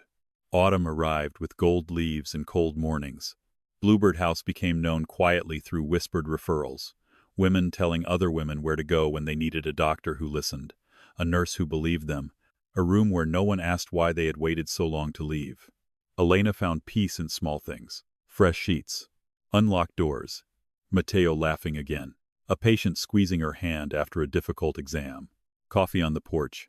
White roses that refused to stop blooming, even after the air turned cold. Then, one evening in October, a black car stopped at the end of the lane. Elena saw it from the clinic window. Her heart knew before her mind did. She finished bandaging a patient's wrist. She gave aftercare instructions. She smiled. She waited until the woman left with Dr. Valles. Only then did she step outside. Luca stood near the gate. No guards beside him. No Matteo. No weapons she could see. He wore a dark coat, his hair slightly longer, his face leaner, the dangerous elegance still there but quieter now, worn down by consequence and something almost like humility. For a moment neither of them spoke. The last time Elena had seen him, federal agents had been guiding him through a courthouse hallway. Now he stood beneath the trees at the edge of her mother's garden, waiting like a man who understood he had no right to cross the gate unless invited. "You're early," Elena said. His mouth curved faintly. "You don't know why I'm here. You told Matteo you might come after the sentencing." A flicker of amusement crossed his face. "Your Matteo told my Matteo?" Dr. Valles told me after intimidating both of them. Efficient woman. Terrifying woman. Yes. The silence that followed was softer than it used to be. Luca looked toward the bluebird painted on the clinic door. "It suits you." The clinic? The freedom. Elena folded her arms, not defensively this time. What happened? He understood what she meant. 5 years, he said. Reduced for cooperation. Delayed surrender for medical recovery and ongoing testimony. No control over remaining assets. No family operations. No empire. The words should have felt like victory. Instead, they felt like a door closing somewhere far away. "Elena," he said quietly, "I didn't come to ask you to wait. I know." His eyes held hers. "I didn't come to ask for forgiveness. I know. I came because before I go, I wanted to see the house alive." Elena glanced back at the cottage. Warm light in the kitchen. White curtains moving slightly through an open window. Matteo's crooked porch paint. Lavender beside the path. Her mother's roses climbing the railing like they had survived every winter by pure stubbornness. "It is alive," she said. Luca nodded. For the first time, Elena saw real peace touch his face. Not happiness. Not absolution. But peace. Like a promise made to a dying woman had finally become something other than punishment. "She would have loved it," Elena whispered. His voice roughened. "Yes." Elena walked to the gate and opened it. Luca did not move immediately. That made her smile a little. "I opened it for a reason, Moretti." He stepped inside. Slowly. Carefully. Like the garden itself was sacred ground. They walked the path together in silence. The air smelled of rain, lavender, and cold earth. At the porch, Lucas stopped before the white roses. One bloom had fallen onto the step. He bent with visible stiffness and picked it up. His wounds had healed, but not disappeared. Elena could see that now in the way he moved, the slight guarding of his left side, the careful control beneath every gesture. Some pain stayed. Some pain simply became part of the body. He held the rose for a moment, then placed it on the porch rail. "I used to come here when I thought staying away from you was enough," he said. Elena looked at him. "Was it?" "No." The honesty was immediate. "Good." He had learned. "I used to stand right there." He nodded toward the tree line. "I would look at the house and tell myself preserving her dream counted as keeping my promise. And now? Now I think promises are easier when the person they belong to is dead. The living ask for more."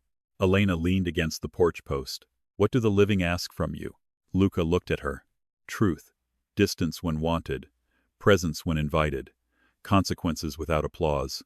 Her chest tightened. "That sounds difficult for you." "It is. At least you're honest."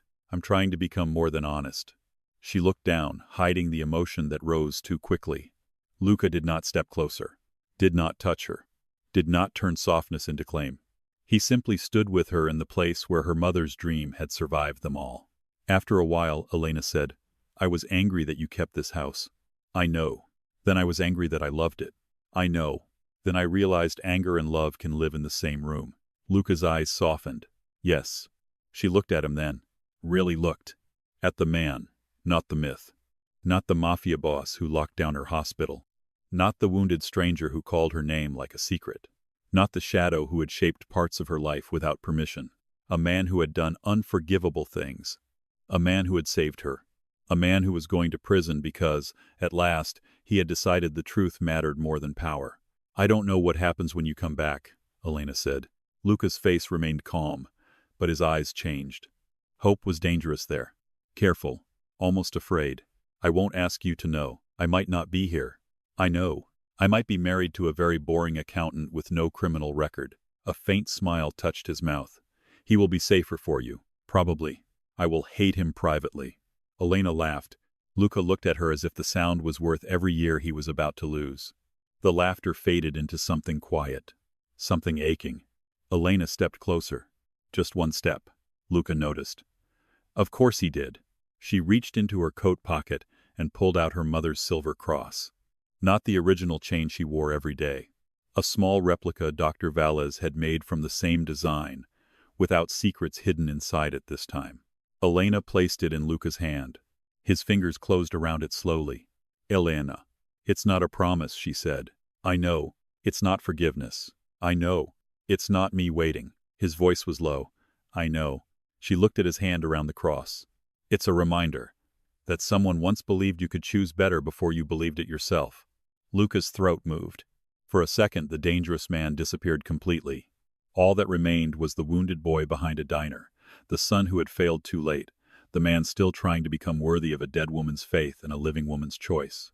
"Thank you," he said. Elena nodded because speaking would have broken something. A car horn sounded softly near the lane. Agent Reeves waited by the road. Time had arrived. It always did. Luca looked toward the car, then back at Elena. "I should go." "Yes." He did not move. Neither did she. The space between them felt full of all the things they were not ready to say. Finally, Elena rose onto her toes and kissed him. Not his cheek this time. His mouth. Soft. Brief. A choice.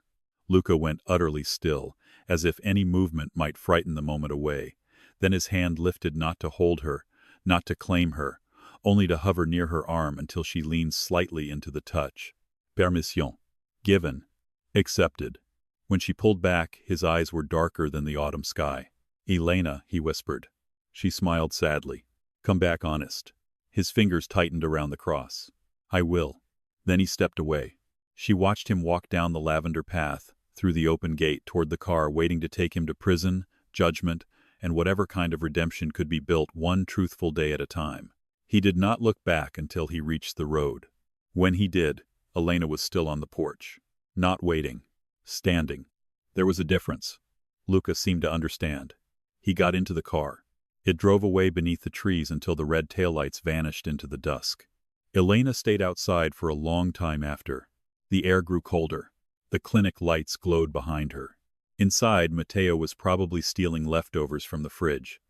Dr. Valles was probably pretending not to watch from the kitchen window. The white roses moved softly in the wind.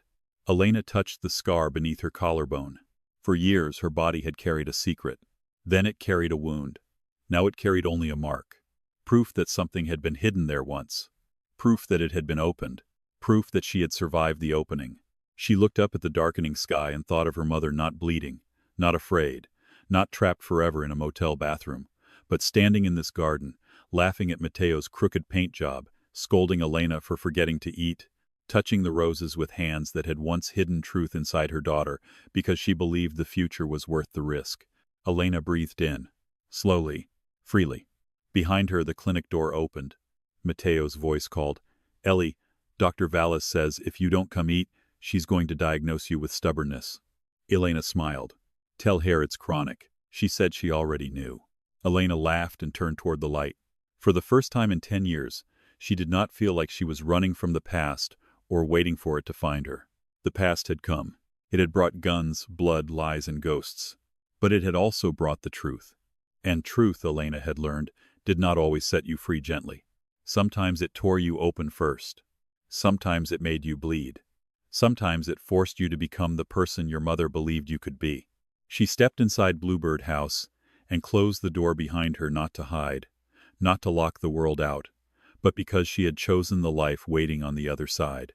Outside, the white roses kept blooming in the dark. Top of form, bottom of form, top of form, bottom of form.